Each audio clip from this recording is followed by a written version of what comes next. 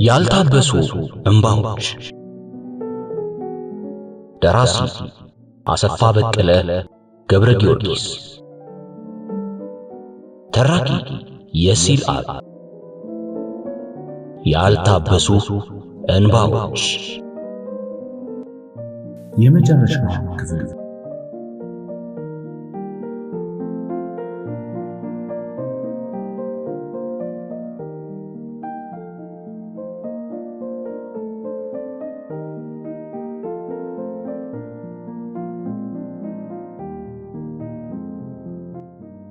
ታፈሱ እንግዳ ሰው ከተፈጠረች ጀምሮ እንደ ሰሞኑ በሐሳብና በጭንቀት መንፈሷ ተናውጦ አያውቅም።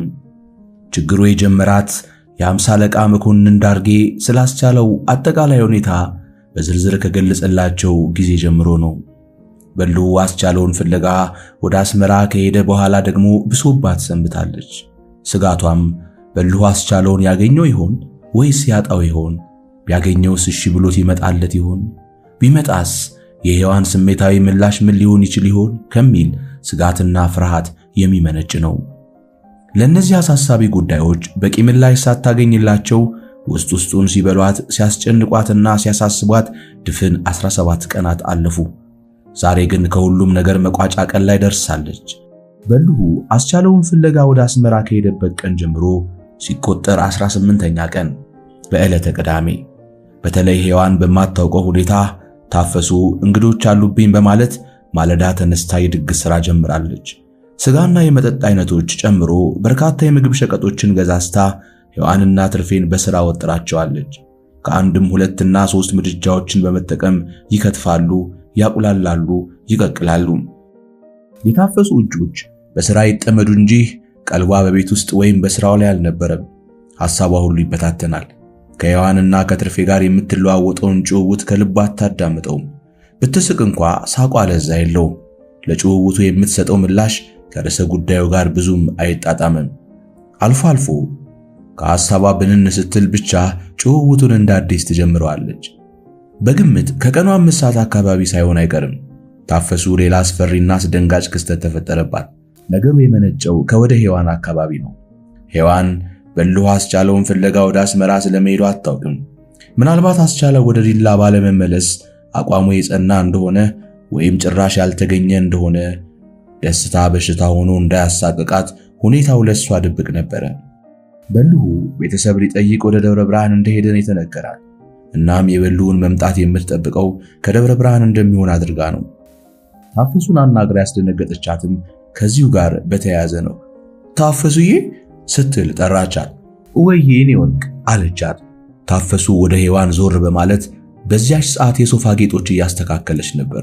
ዛሬ ህልም አየሁ። ምን አይነት ህልም እዩ? በሉ ከደብረ ብርሃን የመጣ ይመስለኛል።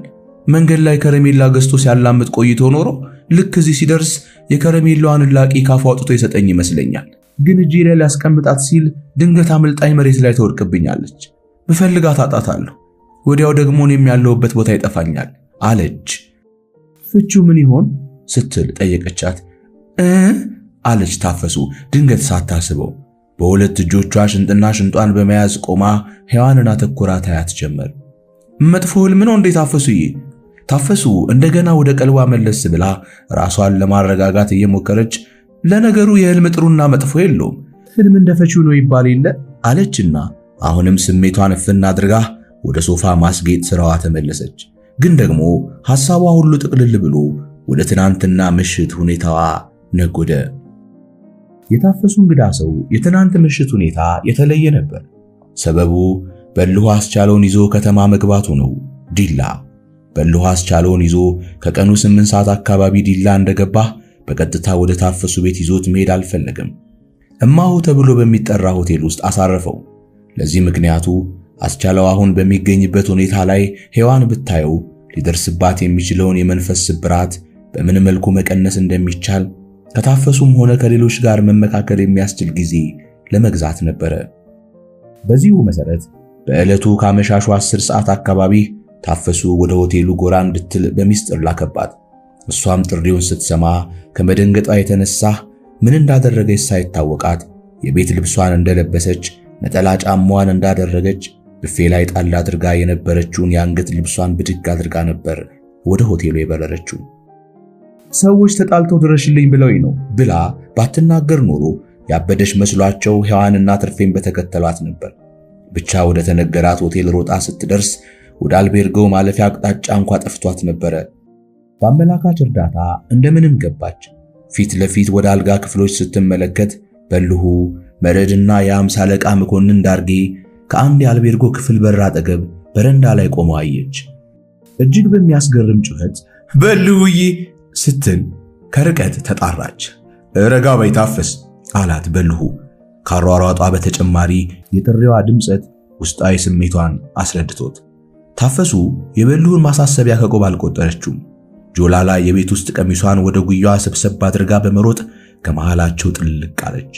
ወዲያው በበልሁ አንገት ውስጥ ተሸጉጣ ገና ያስቻለው ሁኔታ ሳታውቀው በመባባት ስሜት ስቅስቅ ብላ ታለቅስ ጀመረ። አይዞሽ ታፈስ አላት በልሁ። እሱም ፊቱን በትከሻዋ ላይ አስደግፎ በእጁ ጀርባዋን እያሻሸ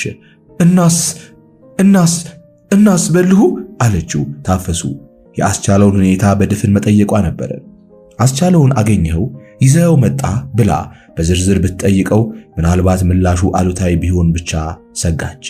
እስቲ ነይ ወደ ውስጥ ግቢ አለና በልሁ ወደ አልቤርጎ ክፍል ፊቱን መልሶ ወደ ውስጥ ተራመደ።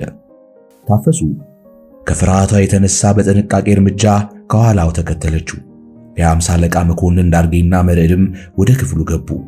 ታፈሱ ከክፍሉ ውስጥ ገብታ ወደ አልጋው ስትመለከት አንድ ሰው ተኝቶ አየች። ከአንገቱ በታች ያለው ሰውነቱ አልጋው ላይ የሚታይ አይመስልም። የድዱ ስጋ አልቆ ጥርሶቹ ገጠዋል። የፊቱ ላይ አጥንቶችም እንደዚሁ። አይኖቹም ባቅረረው ሲያዩት አየች። የግራ ፊቱ ጠባሳ ያ የ50 አለቃ መኮንን ዳርጌ የገለጸውን መልክ ያንጸባርቃል። ታፈሱ ያ ሰው አስቻለው ስለመሆኑ ማመን ቢያዳግታትም በተለይ የፊቱ ጠባሳ የግራ አይኑ ልትጠፋ የደረሰች መሆኗ፣ የግራ ጆሮ ልጣፊ ስጋ መስላ መታየቷና ከራስጌው በኩል ግድግዳ ተደግፎ የቆመ ክራንች መታየቱ የግዷን እንድትቀበለው አደረጋት። ብቻ አሁንም ጨርሳ ላለማመኗ ምስክር የሚሆን ቃል ተናገረች። ያን የተኛ ሰው ማየት ትታ ወደ በልሁ አይኗን በማፍጠጥ አስቻለው ስትል በቁጭት ስሜት ጠየቀችው። ተቀያየረብሽ አይደል? አስቻለው ነው ብለኸኝ ረፋ። አማራጭ የለኝም። ታፈሱ ብርክ እንደያዛት ሁሉ ቀስ ብላ ካስቻለው ጎን አልጋው ላይ ተቀመጠችና ቁልቁል ፊቱን እየተመለከተች በርግጥ የኔ አስቻለው ነህ ስትል ጠየቀችው። አስቻለው ከራሱ ሁኔታ ይበልጥ የታፈሱ ስሜት አንጀቱን በላው። እንባው ባይኑ ሙሉ ጢም ብሎ ሞላ።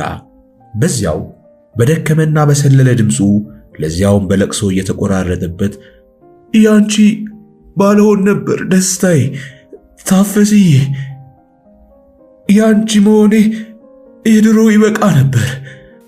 በልሁ ግን ዛሬም የሷ ካልሆንክ ብሎ ጎትቶ አመጣኝ አላት፣ አሁንም እያለቀሰ። ታፈሱ ሁለት እጆቿን ወደ ላይ ዘርግታ ካለች በኋላ እንደገና እኔ አላምንም እያለች በአስቻለው ደረት ላይ ድፍት አለች። መላ ሰውነቷ በሲቃ እስከሚርገፈገፍ ድረስ ትንሰቀሰቅ ጀመር። በዚህ ጊዜ በቦታው የነበሩ ሁሉ አይናቸውን ይጨምቁ ነበር። በተለይ በልሁ አስቻለውን ካስመራ አስነስቶ ለማምጣት ሲሞክር ሁለቱ የተለዋወጡት ቃል ትዝ አለውና የባሰ ሆዱ ባባ። አስቻለውን ለመጀመሪያ ጊዜ አስመራ ከተማ ውስጥ ባገኘበት ዕለት በተለይ የሔዋን ጉዳይ በተነሳበት ወቅት አስቻለውን ሂድ፣ ተነስ፣ ብረር ወደ ሲዳሞ የሚል ስሜት መጥቶበት የነበረ ቢሆንም በማግስቱና በሰልስቱ ግን ወደ ዲላ የሚሄዱን ጉዳይ ጭንቅ ብሎት በልሁዬ አሁን እኔን ከዚህ ይዘህ ሄደህ ለሔዋን ገጸ በረከት ማቅረቡ ያስደስታል? እኔ ከእንግዲህ ወዲያ ለሔዋን የምሆን ሰው ነኝ። ምን አለ እዚሁ ቀርቼ የሆንኩትን ብሆን? ምን አለ ያቺ እመቤት በእኔ ምክንያት የሰቀቀን እሳት ባይነድባትና የወደፊቱ ሕይወቷ ጎዶሎ ባይቀር? ምን አለ ይህን ሁሉ ነገር አውጥታ ወርደህ ጥቅምና ጉዳቱን አመዛዝነህ የኔን ውሳኔ ምክንያትና ዓላማ ብትረዳልኝ እኔ በልሁ በማለት በአጽንኦት ለምኖት ነበር። በልሁ በበኩሉ እውነቱን ልንገርህ አስቻለው ሔዋን በአሁኑ ሰዓት ከምንም በላይ የምትናፍቀውና የምትጓጓለት ነገር ቢኖር ያንተን የሚናገር አንደበት ነው። ይህ ብቻ ለሷ አዲስ የሕይወት ምዕራፍ ይከፍትላታል። ያን ያህል ስላንተ ስትጨነቅና ስትሳቀቅ ስትናፍቅህና የሆንከውን ነገር ባለማወቋ መንፈሷ ሲረበሽ ኖራ የመጨረሻህን ሳታይ ሳትሰማ ብትሞት አጥንቷ አሳርፎ ይተኛላታል አስቻለው ካለ በኋላ ታምነኛለህ አስቻለው? ሔዋን አስቻለው ሞቶ እንደሆነ ንገሩኝ፣ መቃብሩን አሳዩኝ፣ አጥንቶቹን ለቃቅሜ በጨርቅ ቋጥሬ በሕይወት እስካለው ድረስ ጡቶቼ ስራ አቅፌው ልኑር ያለች እውነተኛ አፍቃሪ ናት። ስለዚህ እባክህ እሺ በለኝ፣ እባክህ አታሳፍረኝ፣ እባክህ ቁረጥና ተነሳ፣ ወደ ዲላ ወደ ሲዳሞ እንሂድ በማለት ተማጽኖት ነበረ። እነዚህ የልመና ቃሎች ነበሩ አስቻለውን ከአስመራ እንዲነሳ ለመጨረሻ ጊዜ የቀሰቀሱት። የአውሮፕላን ቲኬት ቆርጠው ከ4 ቀናት በኋላ የደረሳቸውን ወረፋ ተጠቅመው ቦሌ ዓለም አቀፍ አውሮፕላን ማረፊያ ሲደርሱ በልሁ ላስቻለው አንድ ሐሳብ አቅርቦለት ነበር። ወደ ዲላ ከመሄዳቸው በፊት አዲስ አበባ ከሚገኙ ትላልቅ ሆስፒታሎች በአንዱ አስመርምሮ ሊያሳክመው መፈለጉን አስቻለው ግን አልተቀበለውም። በልሁዬ ለኔ ብለህ ብዙ አትልፋ። የእስከ ዛሬው ልፋትህም ከልክና ከመጠን በላይ ነው። በምድርም በሰማይም ስለ ከባዱ ውለታ እግዚአብሔር ያስብህ። አሁን ዝም ብለህ ወደ ዲላ ይዘኸኝ ሂድ። ከመጣሁ አይቀር ሳልሞት ይሄዩን አይለየው። ምናልባት ከሷም ከታፈሱም ጋር ስገናኝ የሕክምናውን ነገር ካመናችሁበት ከሔዋን ጋር ይዘኸኝ ትመጣና እሷም ከጎኔ ሆና ታስታምመኛለች ብሎት ነበረ። በዚሁ መሰረት አዲስ አበባ ከአንድ ቀን በላይ አላደሩም።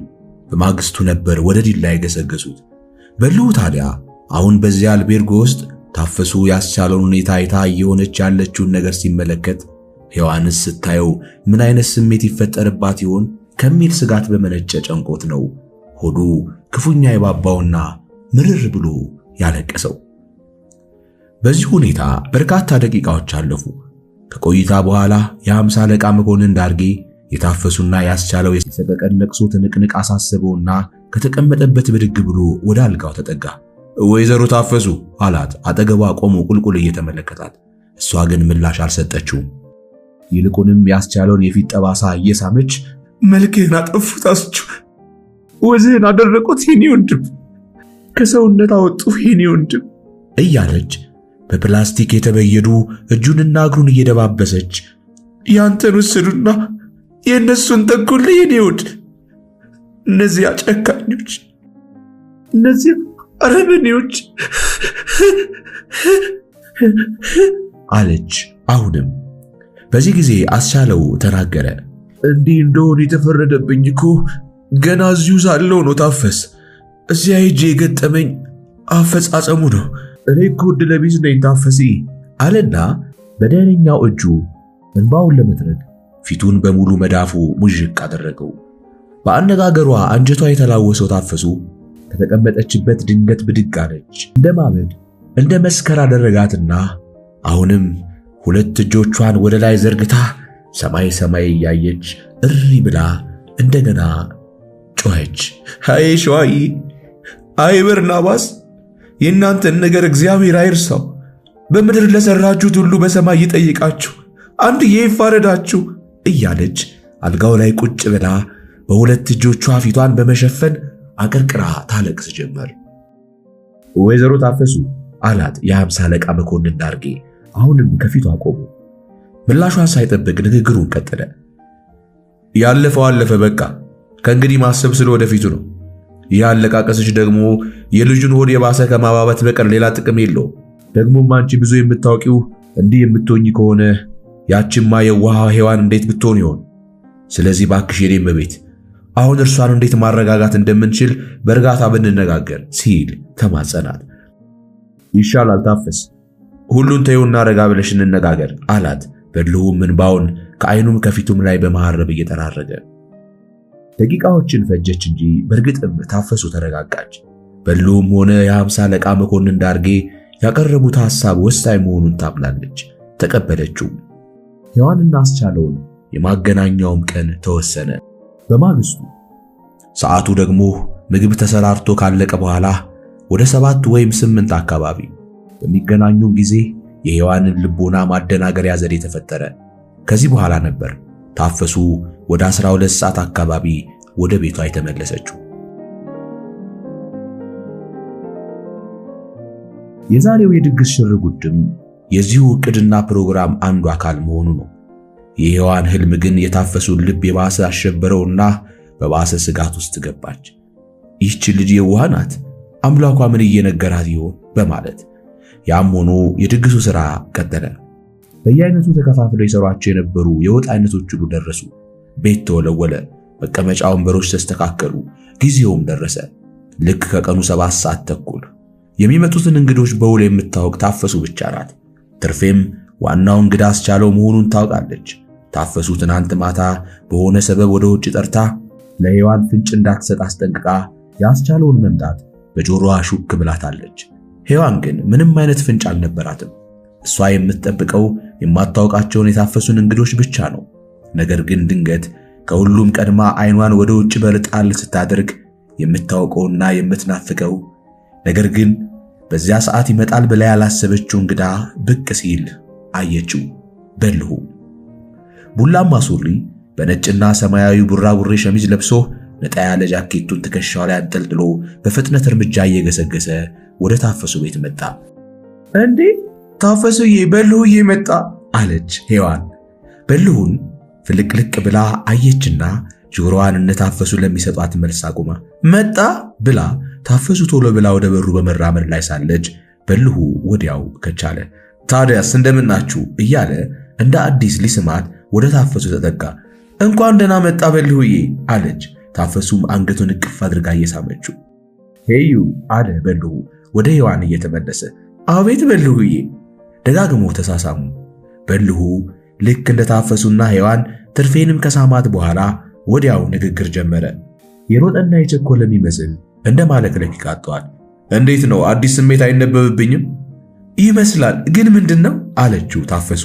አይኖቿ በፍርሃት እየተርገበገቡና ልቧ ከወትሮ እጥፍ እየመታ። አስመራ ደርሼ መጣሁ አለች ታፈሱ የደነገጠች መስላ ለመታየት እየሞከረች። አስቻለውን አግኝቼው ይዤው መጣሁ። ምን? ታፈሱ አሁንም በድንጋጤ አይነት። በልሁና ታፈሱ እርስ በርስ የሚተያዩ ይምሰሉ እንጂ በአይናቸው ሰረቅ እያደረጉ በማየት የሚሰልሉት የሔዋንን ስሜት ነው። ሔዋን የበልሁን አስቻለውን አግኝቼ ይዤው መጣሁ የሚል ቃል ስትሰማ ልክ ሳያስብ ሳይጠረጥር በኃይለኛ ጥፊ ድንገት ጆሮን እንደተመታ ሰው ሰማይና ምድሩ ተቀላቀለባት። አይኗ ፈጠጠ፣ ጥርሷ ገጠጠ፣ አፏም ያለ ፍላጎቷ ባብሎ ተከፈተ።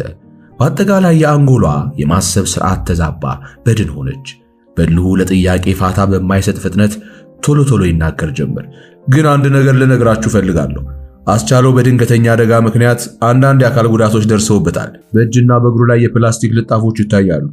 ለጊዜው የሚሄደው በክራንች ነው። ፊቱም ላይ ትንሽ ተጎድቷል። ነገር ግን የፕላስቲክ ቀዶ ጥገና በተባለ ሕክምና ጥበብ በአጭር ጊዜና በአስተማማኝ ሁኔታ ሁሉም ነገር ወደ ነበረበት ሁኔታ እንደሚመለስ ሐኪሞች አረጋግጠውልናል አለና አሁንም ፈጥኖ በመቀጠል ልብ በሉ፣ ከዚሁ የሕክምና ጥበብ አጠቃቀም ጋር በተያያዘ ሕክምናውን በተሟላ የሰውነት ስጋ ላይ ማድረግ ስለማይቻል አስቻለው በጣም እንዲከሳ ተደርጓል።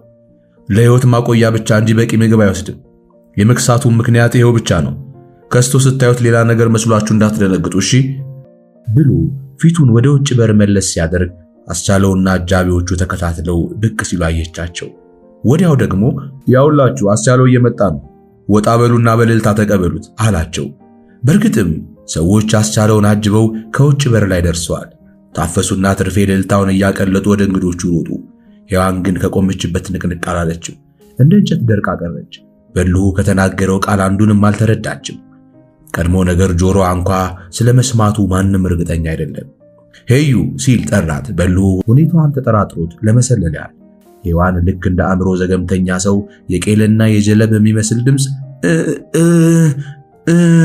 አለችው በደመ ነፍስ። ብቅ ብለሽ አስቻለውን አትቀበዩም እንዴ? ሔዋን ግን አሁንም ዝም። በልሁ ራሱ ክንዷን ያዝ አድርጎ የመጎተት ያህል ወስዶ በር ላይ ቢያደርሳትም ከዚያ ማለፍ አልቻለችም። እንዲያውም የቤቱን በር የግራ በኩል መቃን ሙጥኝ አለች። አይኗ ከውጪ ከሚመጡት ሰዎች ላይ አልተነቀለም። ታፈሱና ትርፌ አስቻለውን በመሳም ላይ ናቸው። ነገር ግን ምን እየተደረገ እንዳለ ሔዋን አይታወቃትም። የአስቻለው አጃቢዎች ከ50 አለቃ መኮንን ዳርጌና መርዕድ ሌላ 3 የቀድሞ የሥራ ባልደረቦቹ ናቸው። ከአስቻለው ጋር 6 ታፈሱና ትርፌ ሲጨመሩ 8 ሆነዋል። ለሔዋን ግን የሰዎቹ ብዛት የአንድ ከተማ ነዋሪ በሙሉ ሰላማዊ ሰልፍ የወጣ መስሎ ነው የሚታያት። ሰዎች ስለመሆናቸው እንኳ በውል አይታወቃትም። በሰመመን ውስጥ የሚታይ የአንዳች ፍጡራን ትርምስ መስሎ እንጂ በሕልም ይሁን በእውን ባለየላት ሁኔታ ሰው ሊመስላት ያልቻለ አንድ ፍጡር በክራንች የሚጎተት መስሎ ይታያታል። ጤነኛው እግሩ እንኳ በውል እግር አይመስልም። ሱሪው ብቻ ይወዛወዛል። የፊቱም በአጠቃላይ ገጽታ አስፈሪ ጭንብል ያጠለቀ መሰላል። ሰው ስለመሆኑ እንኳ እርግጠኛ ሳትሆን አስቻለው አጠገቧ ደረሰ። ሄዩ አላት አስቻለው ከጤነኛውም ከጉዳተኛውም አይኖቹ እንባውን እያፈሰሰ። ለሔዋን ግን ድምፁ እንኳ የሰው አልመሰላትም። ስልል ያለና በጣም የደከመ ነው። መልስ ሳትሰጠው ፍጥጥ ብላ ብቻ ትመለከተው ጀመር። አላወቅሽኝም ሄዩ። ሔዋን አሁንም ዝም። ሳሚው እንጂ ሄዩ አለች ታፈሱ አስቻለውን ደገፍ አድርጋ ከጎኑ በመቆም። በአሁን ሰዓት ከታፈሱ በኩል ለቅሶ የለም። በሔዋን አኳኋን ደንግጣ ሁለመናዋ ደርቋል። በልሁም ሆነ ሌሎቹ በትኩረት የሚከታተሉት የሔዋንን ስሜት ነው። ያሰጋቸውም የልብ ህመምተኛ መሆኗ ነው። ሔዋን አሁንም በዚያ በተረበሸ ስሜት ውስጥ ሆና ልትገደል የተከበበች አውሬ ይመስል አይኗን በሁሉም ላይ ከማንከራተት በስተቀር ምላሽ መስጠት አልቻለችም። አስቻለው ራሱ ቀድሞም እኮ የፈራሁት ይህንኑ ነበር ዘመዶቼ አለና እያለቀሰ ፊቱን በሔዋን ትከሻ ላይ አሳረፈው። እዚያው ላይ ተደፍቶ ይንሰቀሰቅ ጀመር። ወደ ቤት ቢገባ አይሻልም አለ በሁኔታው ራሱም የተደናገጠው የ50 አለቃ መኮንን ዳርጌ። አስቻለውን ከሔዋን ትከሻ ላይ ያላቀው ወደ ቤት አስገቡት። በትልቁ ሶፋ ላይ ጋለል ብሎ እንዲተኛ ካደረጉት በኋላ በተለይ ታፈሱ በልሁና የ50 አለቃ መኮንን ዳርጌ ወደ ሔዋን ተመለሱ። ሄዩ አለቻት ታፈሱ በቅድሚያ። ሔዋን ግን አሁንም ዝም። ግን ደግሞ ባልታሰበ ሁኔታ ቤት ውስጥ ወለል ላይ በቆሙ ሰዎች ውስጥ አሾልካ አስቻለው ወደተኛበት ሶፋ አይኗን ስትወረውር አዩአት። ወደ ውስጥ ትግባ አለ በልሁ። ታፈሱ የሔዋንን ክንድ ያዝ አድርጋ እስቲ ግቢ በማለት ወደ ሶፋው መራቻት። ሔዋን ተራመደች። ካስቻለው ራስጌ በኩል ባለው ሶፋ ላይ አስቀመጧት። ወዲያው አይኖቿን በአስቻለው ላይ ተከለች። አይኗን በፕላስቲክ በተጠቀለለው የአስቻለው ግራ እጅ ላይ ያነጣጠረች ትመስላለች። ሁኔታዋን ይከታተሉ የነበሩ ሁሉ የመጨረሻው ነገር አስፈርቷቸው ጸጥ ረጭ ብለው ይመለከቷታል። ከደቂቃዎች በኋላ ሔዋን እንቅስቃሴ ጀመረች። ሰው አየኝ አላየኝ ብሎ የወደቀ ቃል ያነሳ እንዳሰበ ሌባ አይኗን በሰዎቹ ላይ ያንከራተተች እጇን ወደ አስቻለው የፕላስቲክ እጅ ሰደድ አደረገች። ብድግ አድርጋ አየት ካደረገችው በኋላ መልሳ ጣል አደረገችው። ወዲያው ደግሞ አይኖቿ የእንባ በረዶ ሰሩና በአይኖቿ ሽፋሽፍት ጨመቅ ስታደርጋቸው ጉንጮቿን ሳይነኩ ወደ መሬት ረገፉ። በዚህ ጊዜ ታፈሱ ፈጥና ተጠጋቻት። የሶፋውን የሻይ ጠረጴዛ ገፋ አድርጋ ቦታ ካሰፋች በኋላ ከሔዋን ፊት ለፊት በርከክ ብላ በመቀመጥ ሄዩ ምን ነው ዝም አልሽ? ለቅሶውንስ ምን አመጣው? አስቻለው እንደሆነ እንዲሆን የሚቀር መሰለሽ እንዴ አለቻት።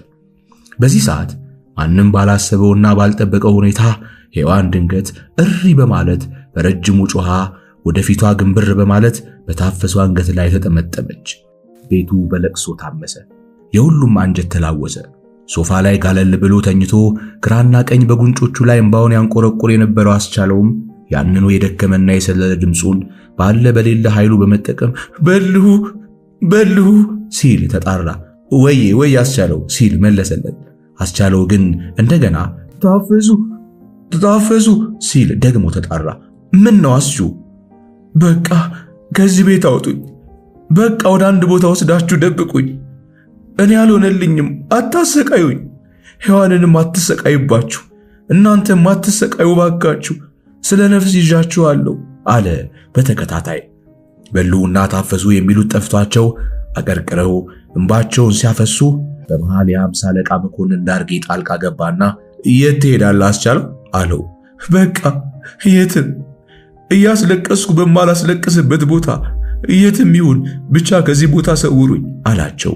ለጊዜው ማንም መልስ የሰጠው የለም። ሁሉም መንፈሳቸው ተረብሾ ሆዳቸው ባባ፣ ግራ ተጋቡ፣ ተጨናነቁ። እዚህ ቤት ባታሳድሩኝ ደስ ይለኛል አለ አስቻለው አይኑንም አፍንጫውንም እየጠራረገ። የትም አትሄድም፣ የትም ተወስዳ አትደበቅ። ነገር ግን ነገውኑ ለሕክምና ወደ አዲስ አበባ ወስዳለሁ፣ አድናለሁ አለው በልሁ። ሔዋን ይህንን የቃል ምልልስ ስሜቷ ይከታተል ኖሯል። ምልልሱ ምን አይነት ስሜት ያሳደረባት መሆኑ ለማንም ግልጽ ባይሆንም ባልተጠበቀ ሁኔታ ነቃ በማለት እኔስ በልሁዬ ስትል ጠየቀችው። ከእንግዲህ አትለያዩ፣ አንቺም አብረሽን ትሄጂና ከጎኑ ቁጭ ብለሽ ታስታምሚዋለሽ፣ እኔንም ትረጅኛለሽ አላት በልሁ። ሔዋን ድምጿ እየተቆራረጠ እሺ አለችና ከታፈሱ አንገት ላይ ቀና ብላ ራሷን ችላ ሶፋው ላይ ቁጭ አለች። በእንባዋ ሙላት ሰማይ የመሰሉ አይኖቿን ወደ አስቻለው ወርወር እያደረገች አከታትላ ትመለከተው ጀመር። በቀድሞ የዲላ ከተማ አውቶቡስ መናኸሪያ ፊት ለፊት በግምት በ50 ሜትሮች ርቆ ከታች በስተምዕራብ በኩል የሚገኘው አባይ ፏፏቴ ሆቴል በዕለተ እሁድ ምሽት ለዘወትር ደንበኞች ዝግ ሆኖ ለየት ያሉ እንግዶች ሊስተናገዱበት ተዘጋጅቷል። ለክብር እንግዶች የተዘጋጀው መድረክ የተለያየ ቀለማት ባሏቸው መብራቶች አጊጧል። የድግሱ ታዳሚዎች ከመድረኩ ፊት ለፊት በተዘጋጀላቸው ወንበርና ጠረጴዛ ላይ ተቀምጠዋል። ከታዳሚዎቹ መሃል የሚበዙት የፖሊስ ሰራዊት አባላት ናቸው። መለዮ የለበሱት ይበልጣሉ። ጠረጴዛዎቻቸው በነጭ ጨርቅና በላስቲክ ተሸፋፍነው ያልተከፈቱ የቢራ ጠርሙሶች ተደርድረውባቸዋል። አስተናጋጆች የመስተንግዶ ስራቸውን ለማከናወን ጥግ ጥግ ይዘዋል። በትላልቅ ድምፅ ማጉያዎች የሚለቀቀው ሙዚቃ አዳራሹን ያነቃንቃል። የድግሱ ታዳሚዎች ፊት ለፊት በመድረኩ ላይ የተዘረጋውን ልዩ ሶፋ እየተመለከቱ የክብር እንግዶችን ይጠባበቃሉ። ልክ ከምሽቱ 12 ሰዓት ተኩል ላይ ሙዚቃው ድንገት ቆመ። በሙዚቃው ጩኸት ውስጥ እየተጨዋወቱ ይሳሳቁ የነበሩ እንግዶች ዝም አሉ። ቤቱ ጸጥ ረጭ አለ። ወዲያው አንድ የዝግጅት አስተባባሪ ኮሚቴ ሰብሳቢ ሳይሆን የማይቀር ጠየም ያለ ልጅ እግር ሰው ከሆቴሉ ጓዳ በኩል መጥቶ ወደ መድረኩ ወጣ። እንደምን ዋላችሁ እንግዶቻችን አለ ፈገግ ባለ ሁኔታ እጆቹን እያፍተለተለና በሆቴሉ ውስጥ የታደሙ እንግዶችን በሙሉ አይኑ እየቃኘ። እግዚአብሔር ይመስገን የሚል ምላሽ ተሰጠው ከታዳሚዎቹ። በቅድሚያ ጥሪያችንን አክብራችሁ ጊዜያችሁን መስዋዕት አድርጋችሁ በዚህ ሰዓትና ቦታ ስለተገኛችሁልን በዕለቱ የክብር እንግዳና በዝግጅት አስተባባሪ ኮሚቴ ስም ምስጋና የማቅረብ እወዳለሁ። ከታዳሚዎቹ በኩል ሞቅ ያለ ጭብጨባ ተቀበለው። አመሰግናለሁ አለና ዛሬ በዚህ ሰዓትና ቦታ የመገናኘታችን ዓላማ ለሁላችንም ግልጽ ነው። እንደሚታወቀው ሰዎች በአንድ ወይም በሌላ አጋጣሚ ይተዋወቃሉ። የትውውቁ መሰረት በአንድ አካባቢ መኖር፣ የሥራ ባህሪና ቦታ ወይም ሌላም ሊሆን ይችላል። ነገር ግን መተዋወቅና መግባባት ወይም መዋደድ እንዳለ ሁሉ በሆነ አጋጣሚ መለያየትም ይኖራል። የመለያው መንገድና አይነትም እንደዚሁ ብዙ ነው። በጠብና በጥላቻ፣ በሞት፣ በሥራ ዝውውር ወዘተ። በአጠቃላይ በደስታም በሐዘንም የተዋወቁና የተዋደዱ ሰዎች ሊለያዩ ይችላሉ። ዛሬ ልናከብር የተዘጋጀነው የመለያየት በዓል ግን የሰላምና የደስታ ነው። አንድ የሥራ ባልደረባችን እድገትና ሹመት አግኝቶ ከመካከላችን በመለየት ወደ ሌላ አካባቢ ሊሄድ ስለመሆኑ ሁላችንም እናውቃለንና እስቲ ስለ ወንድማችን ደስታ መግለጫ ይሆን ዘንድ ሁላችንም አንዴ እናጨብጭብ ሲል በፈገግታ አይን እያየ ታዳሚዎቹን ጠየቃቸው። አሁንም ሞቅ ያለ ጭብጨባ ተቀበለው። አመሰግናለሁ። ከዚህ ቀጥሎ የክብር እንግዳችን ከቅርብ ዘመድ ወዳጆቹ ጋር በመሆን እየመጣ ስለሆነ ወደ መድረኩ በሚያልፍበት ሰዓት ሁላችንም ከተቀመጥንበት ብድግ በማለት በጭብጨባ እንድንቀበለው እያሳሰብኩ በእኔ በኩል የመክፈቻ ንግግሬን እዚህ ላይ ያበቃለሁ። አመሰግናለሁ በማለት እጅ ነስቶ ወደ መጣበት አቅጣጫ ተመለሰ። የድግሱ ታዳሚዎች የክብር እንግዳውን በዓይናቸው የሚጠብቁት ከውጭ በሩ በኩል ነበር። ነገር ግን ከጥቂት ደቂቃዎች በኋላ በዚያ የመክፈቻ ንግግር ባደረገው ሰው እየተመራ ከወደ ጓዳ በኩል ድንገት ብቅ አለ። የክብር እንግዳው የ50 አለቃ መኮንን ዳርጌ ነው። የምክትል መቶ አለቅነትና የወላይታ አውራጃ ፖሊስ አዛዥነት ሹመት አግኝቶ ሊሄድ ነው። ድግሱም እሱኑ ለመሸኘት ነው። የቀድሞ የ50 አለቃ ዛሬ ግን የምክትል መቶ አለቅነት ማዕረጉን መለዮ ለብሶ ከአስተባባሪ ኮሚቴ ሰብሳቢው ኋላ ተከትሎ ብቅ ሲል ታዳሚዎቹ በሙሉ ከተቀመጡበት ብድግ በማለት በማያቋርጥ ጭብጨባ ተቀበሉት።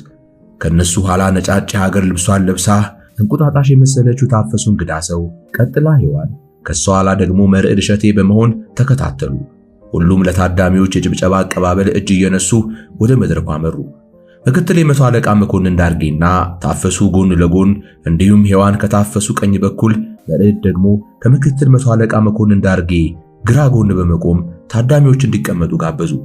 ታዳሚዎች ጭብጨባውን አቆመው ሲቀመጡ የክብር እንግዶችን በየቆሙበት አቅጣጫ ተቀመጡ። ሙዚቃው ተለቀቀ።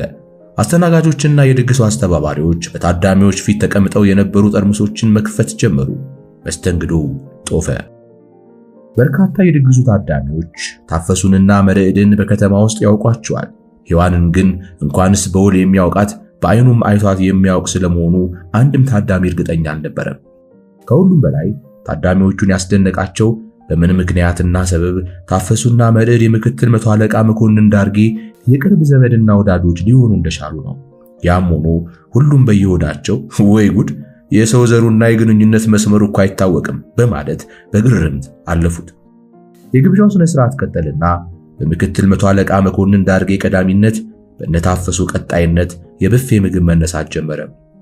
ታዳሚዎችም በየአቀማመጥ ቅደም ተከተላቸው ተከታትለው ምግብ አነሱ። እራት መበላት ተጀመረ። የመጠጡ ግብዣም ተከታተለ።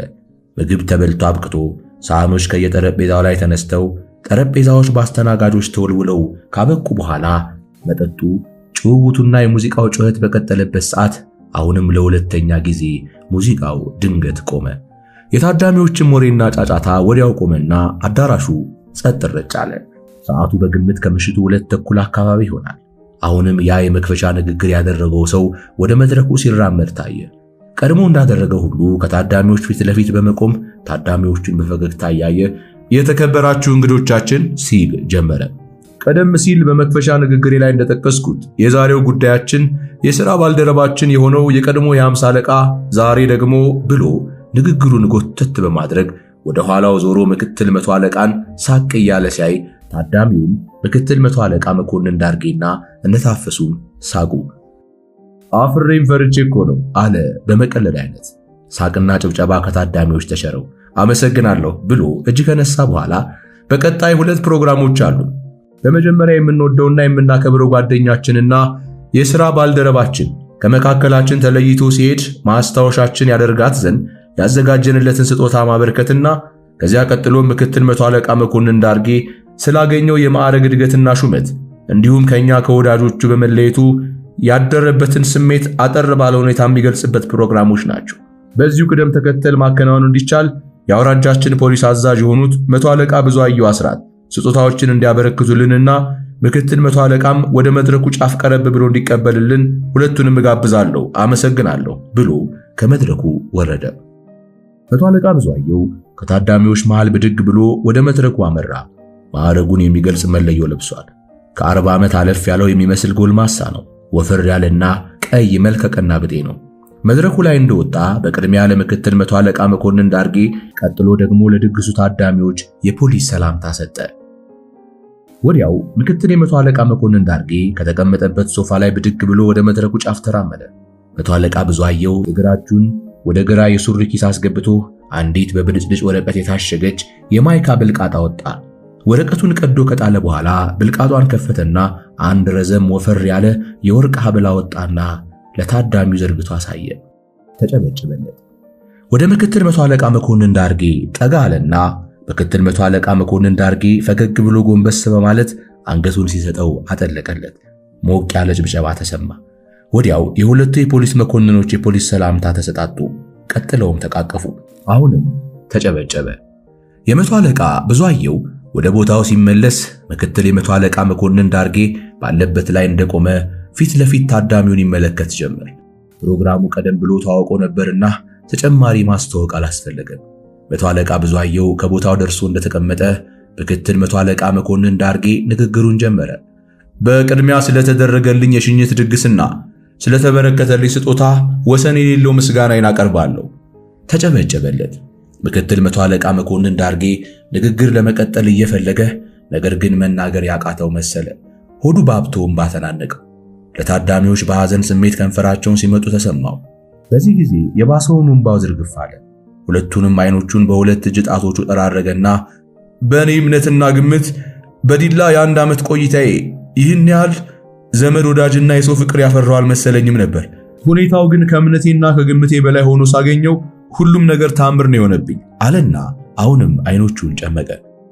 መቼም ባገኘሁት የማዕረግ እድገትና ሹመት አልተደሰትኩም አልላችሁ፣ ግን ደግሞ ከዲላና ከናንተ መሃል መለየቴ የደስታ በሽታ እንደሆነብኝ ማናችሁም የምትገነዘቡልኝ ይመስለኛል አለና መላ ታዳሚውን በአይኑ ይቃኘው ጀመር። ካፍታ ዝምታ በኋላ እንደገና ንግግር ጀመረ። ለዚህ አይነቱ ስሜት መፈጠር ምክንያቱ ብዙ ነው። እናንተ መቼም እናንተ ናችሁ፣ የምወዳችሁና የምትወዱኝ የሥራ ባልደረቦቼና የግል ወዳጆቼ።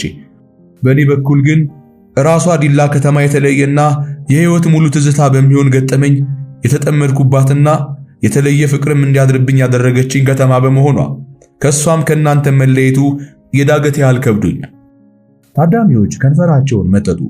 ምክትል መቶ አለቃ መኮንን ዳርጌ ቀጥሎ ለሚናገረው ነገር የበለጠ ጓጉ። እሱ ግን አሁንም እንባ ይተናነቀው ጀመር። የተከበራችሁ ወንድሞቼና እህቶቼ አለ እንደምንም። መቼም የፖሊስነት ሥራ ብዙ ጊዜ የሚያውለው ከወንጀልና ከወንጀለኞች ጋር ስለመሆኑ ሁላችንም የምናውቀው ነው። ፖሊስ ቢሰራም ቢያወራም ስለ ወንጀልና ስለ አፈጻጸሙ እንዲሁም ስለ ምርመራ ሂደትና ስለ ውጤቱ ነው። የወንጀል አይነቶችና ያፈጻጸማቸው መንገድ ብዙ ነው። የሚያስቁ የሚገርሙና የሚያስቆጩም አሉ። እኔ በፖሊስነት ሥራ ለ25 ዓመታት ያህል ስሰራ በእነዚህ ሁሉ ስሜቶች ውስጥ አልፌያለሁ። በዚህ ረገድ ለዲላ የተለየ ትዝታ እንዲኖረኝና የተለየ ፍቅር እንዲያድርብኝ ያደረገኝ ሥራ ገጠመኝ ግን በማንኛውም ጊዜና ቦታ ከገጠመኝ ፍጹም የተለየ በመሆኑ ነው ስለ ዲላ ከተማ ለማውራት የተገደድኩት አለና በትካዜ ስሜት ውስጥ ገብቶ መሬት ያይ ጀመር። በዚህ ወቅት አንድ ነገር በሆዱ ያሰላስላል። ሸዋዬና በድሉ በሔዋን ላይ የፈጸሙትን ወንጀልና የወንጀል ድርጊቱን ዓላማ ያን ጉዳይ በዚያ መድረክ ላይ ቢተርከው ከግብረ ገባይ መለኪያ አንጻር ትክክል የመሆኑና ለመሆኑ ጉዳይ አስጨነቀው። ስሜቱ ተናገር ይለዋል። የቦታው ትክክለኛነት ደግሞ አልዋጥለት ይለዋል። በመሃል እንባ ተናነቀውና አይኑን ይጨምቅ ጀመር። በተለይ ሔዋንን በልቡ ሲያስባት በአንዳች ስሜት ተሸነፈና ሰዎች ስለ ሰዎች ክፋት ለመናገርና ስማቸውን ለማጥፋት ጊዜና ቦታ አንመርጥም፣ ግን ደግሞ እውነትና በተለይም የሰዎች መልካም ስብዕናና ክብራቸውን የሚያጎላ ነገር ለመናገር ለምን እናመነታለን አለ። እልህም ተናነቀው። እናም ወደዚያው አመራ። ትዝ ይላችሁ ይሆናል ወንድሞቼ አለና ፊት ለፊት ታዳሚዎችን እየተመለከተ ምናልባት ከ2 ወር በፊት ሊሆን ይችላል በዚህች ከተማ የስፖርት ፌስቲቫል ተካሂዶ በተጠናቀቀበት ዕለት ምሽት ላይ አንዲት ጋለሞታ 2 ወንዶችን በተመሳሳይ ሰዓት ቀጥራ አደባደበች በሚል ሰበብ ግርግር የተፈጠረበት ዕለት ሲል ጠየቀና ታዳሚዎችን ለረጅም ጊዜ ተመለከታቸው። ታዳሚዎች በአዎንታ አንገታቸው ሲነቀንቁ አየና በበለጠ ቁጭት ተገፋፍቶ ድንገት ወደ ሔዋን ዞር በማለት ነይ ወደ እኔ ሔዋን ሲል ጮክ ባለ ድምፅ ጠራት።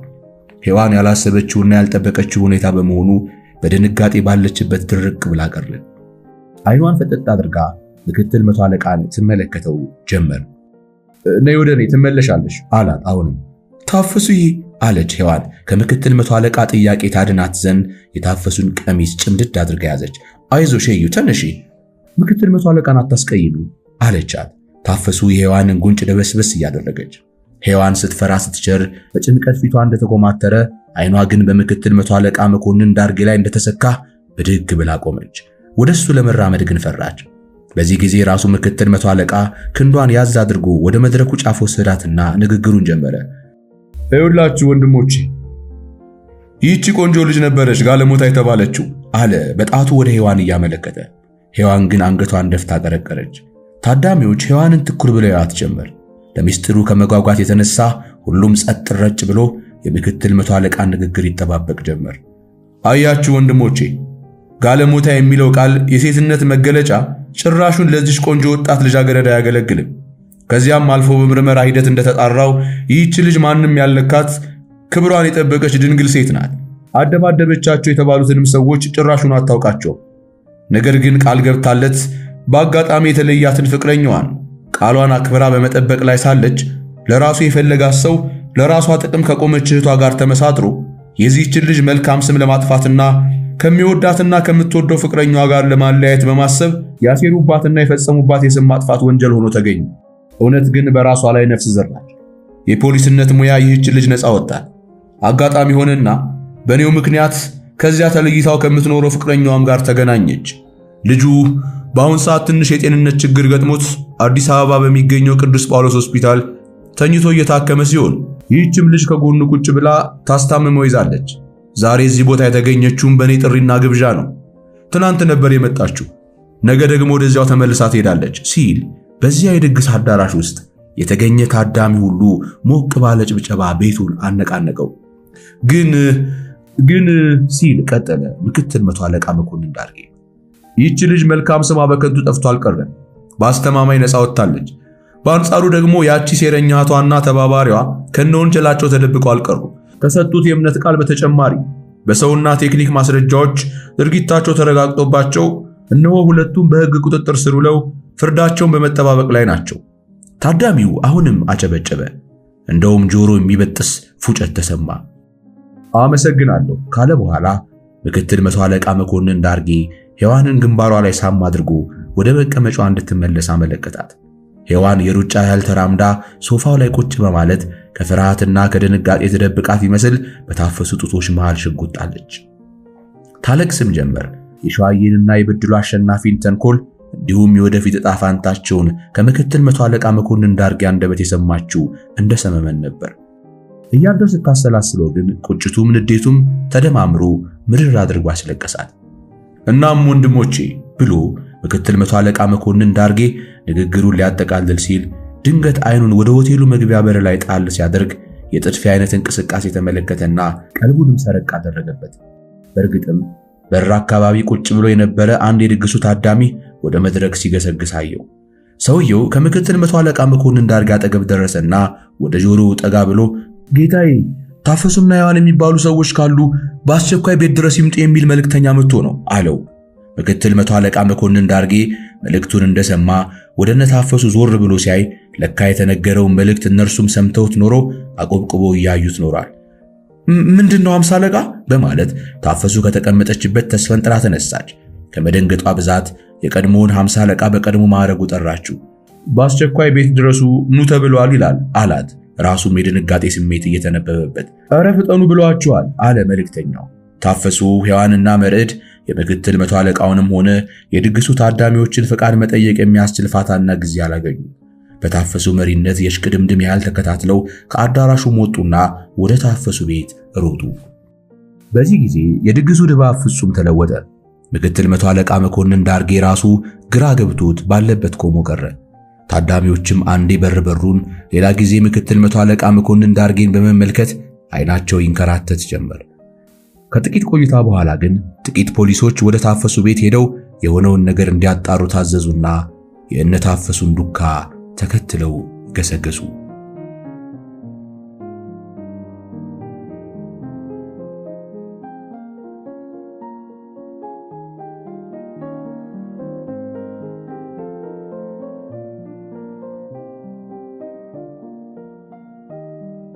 በዕለተ ረቡዕ ከማለዳ ጀምሮ የቅዱስ ጳውሎስ ሆስፒታል ቅጥር ግቢ ቀውጢ ሆኗል። ሰበቡ የመኪና አደጋ ነው።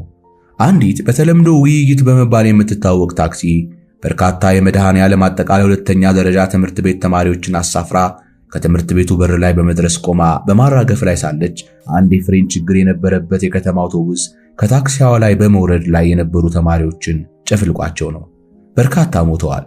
ሌሎች ከፍተኛ የአካል ጉዳት ደርሶባቸዋል። ከአደጋ ተረፉ የሚባሉ ተሳፋሪዎች ብዙ አልነበሩም። ከተማሪዎቹ በተጨማሪ ሌሎች መንገደኞችም የሞትና የአካል ጉዳት ደርሶባቸዋል። የሞቱትም ሆኖ የቆሰሉት ወደ ቅዱስ ጳውሎስ ሆስፒታል ነው የተወሰዱት። ይህ አደጋ ከጠዋቱ 2 ሰዓት አካባቢ ደርሶ ረፈድ እያለ ሲሄድ ደግሞ የአደጋ ሰለባዎች ዘመድ አዝማዶች ከቦታው እየደረሱ የሆስፒታሉን ቅጥር ግቢ በለቅሶ በእሪታና በጩኸት እያደበላለቁ የጨበጣ ውጊያ የሚካሄድበት ጦር ሜዳ አስመስለው ታርፍደዋል። ሕይወታቸው ያላለፈ የአደጋው ሰለባዎች የስቃይ ጩኸት ከቤተሰቦቻቸው ኡታ ጋር ተዳምሮ ያ ግቢ ግብዓተ መሬት የሚፈጸምበት የመቃብር ቦታ መስሏል። የሆስፒታሉ ሐኪሞችና ድጋፍ ሰጪ ሰራተኞች ሥራ በዝቶባቸው የሚይዙትና የሚጨብጡትን አጥተው ተዋክበዋል። ቀደም ሲል አልጋ ይዘው ተኝተው ይታከሙ የነበሩ ህሙማን ጨርሶ ተረስተዋል። ችግሩ ለአስታማሚዎች ተርፎ እነሱም በጭንቀት ወለል ይላሉ። ከዚህ ችግር ተካፋይ አንዱ በልሁ ተገኔ ነው። አስቻለው ደግሞ ከሰሞኑ ጀምሮ ህመሙ ጸንቶበት ሰንብቷል። በዚያው ልክ በልሁ አጠገቡ በመቆም የሚንከራተቱ ያስቻለውን አይኖች አከታትሎ ማየት የዘወትር ሥራ ሆኗል። ሐኪም አይዞት በወጣ ቁጥር ለውጥ ያመጣለት እየመሰለው ቢጓጓም ነገር ግን ያስቻለው ሁኔታ ከዕለት ወደ ዕለት እያስፈራው ሄዷል። አደጋው በደረሰበት ዕለትም ያስቻለው ነፍስና የበልሁ አይኖች ተፋጠው አረፈዱ። ወትሮ እንደሚያደርገው ሁሉ በልሁ አስቻለው በተኛበት አልጋ አጠገብ ቆሞ ቁልቁል እየተመለከተው ሳለ ከኮሪደር አካባቢ ድንገተኛ ጩኸት ተሰማ። በአደጋው ከፍተኛ ጉዳት ደርሶባት የነበረች ልጅ ብዙም ሳትቆይ ሕይወቷ አልፎ ኖሯል። ሕልፈቷ የተነገራቸው ዘመዶቿ በዚያው አስቻለው በተኛበት ክፍል በር አካባቢ ጩኸታቸውን ይለቃሉ። የሟቿ ስም ሄለን ኖሯል። አልቃሾቹም ሄለን፣ ሄለንዬ፣ ሄሉ እያሉ ይጯጯሁ ጀመር። ይህን የለቅሶ ጩኸትና የሟቿን ስም አስቻለው በሰመመን ውስጥ ሆኖ ሰምቶት ኖሯል። በልሁ ጠጋ ብሎ እጁን እንዲይዘው ጠቀሰው። በልሁ ጠጋ እንዳለለት አስቻለው እጁን ያዝ አደረገና ሔዋን ምን ሆና ሞተች በልሁ ሲል አይኑን እያንከራተተ ጠየቀው። ምን አለ በልሁ ድንግጥ በማለት። ስለ የትኛው ሔዋን ነው የምታወራው አስቻለው ሲል መልሶ ጠየቀው። አስቻለው ልክ እንደ ጃጀ ሽማግሌ የበልሁን እጅ ጥብቅ አድርጎ በመያዝ አይኖቹን እያንከራተተ አትዋሸኝ በልሁ ሔዋን ሞታለች አለው። በልሁ የባሰ ተረበሸ። እሱ በጤናማ ስሜቱ የሟቿ ስም ሄለን ስለመሆኑ እርግጠኛ ቢሆንም ለአስቻለው ግን ሔዋን የተባለ እንደሚመስለው ሲረዳ ስላስቻለው የሱ መንፈስ ተሰቃየ። ሔዋን እኮ በአሁን ሰዓት ያለሽው ዲላ ነው። ለ50 አለቃ መኮንን ዳርጌ ሽኝት እንደሄደች ገና አልመጣችም። ምናልባት ዛሬ ወደ ማታ ላይ ትመጣና ታያታል። አሁን የሚያለቅሱ ሰዎች ሄለን የምትባል ልጅ ሞታባቸው ነው ሔዋን አይደለም የሚሉት አለው በማከታተልና ሽብር በተቀላቀለበት አነጋገር። አስቻለው የበልሁን ንግግር ከቁብ አልቆጠረው። ምናልባት በትክክል እየሰማው ላይሆን ይችላል። የራሱን ንግግር ብቻ ቀጠለ። እኔንም እሷ በተቀበረችበት ቤተክርስቲያንና መቃብር ውስጥ ቅበረኝ። ቀድሞ እሷ መች ሞተችና? አስቻለው አሁንም የራሱን ቀጠለ።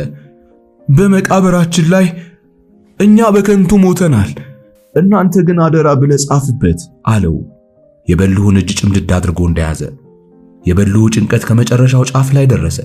ከአስቻለው ጋር መነጋገሩ ዋጋ እንደሌለው አመነ። ቢሆንም ባይሆንም ሐኪም መጥራት እንዳለበት ታየው። እጁን ከአስቻለው እጅ ውስጥ እንደምንም ፈልቅቆ አላቀቀና በፍጥነት በሩን ከፍቶ ወጣ።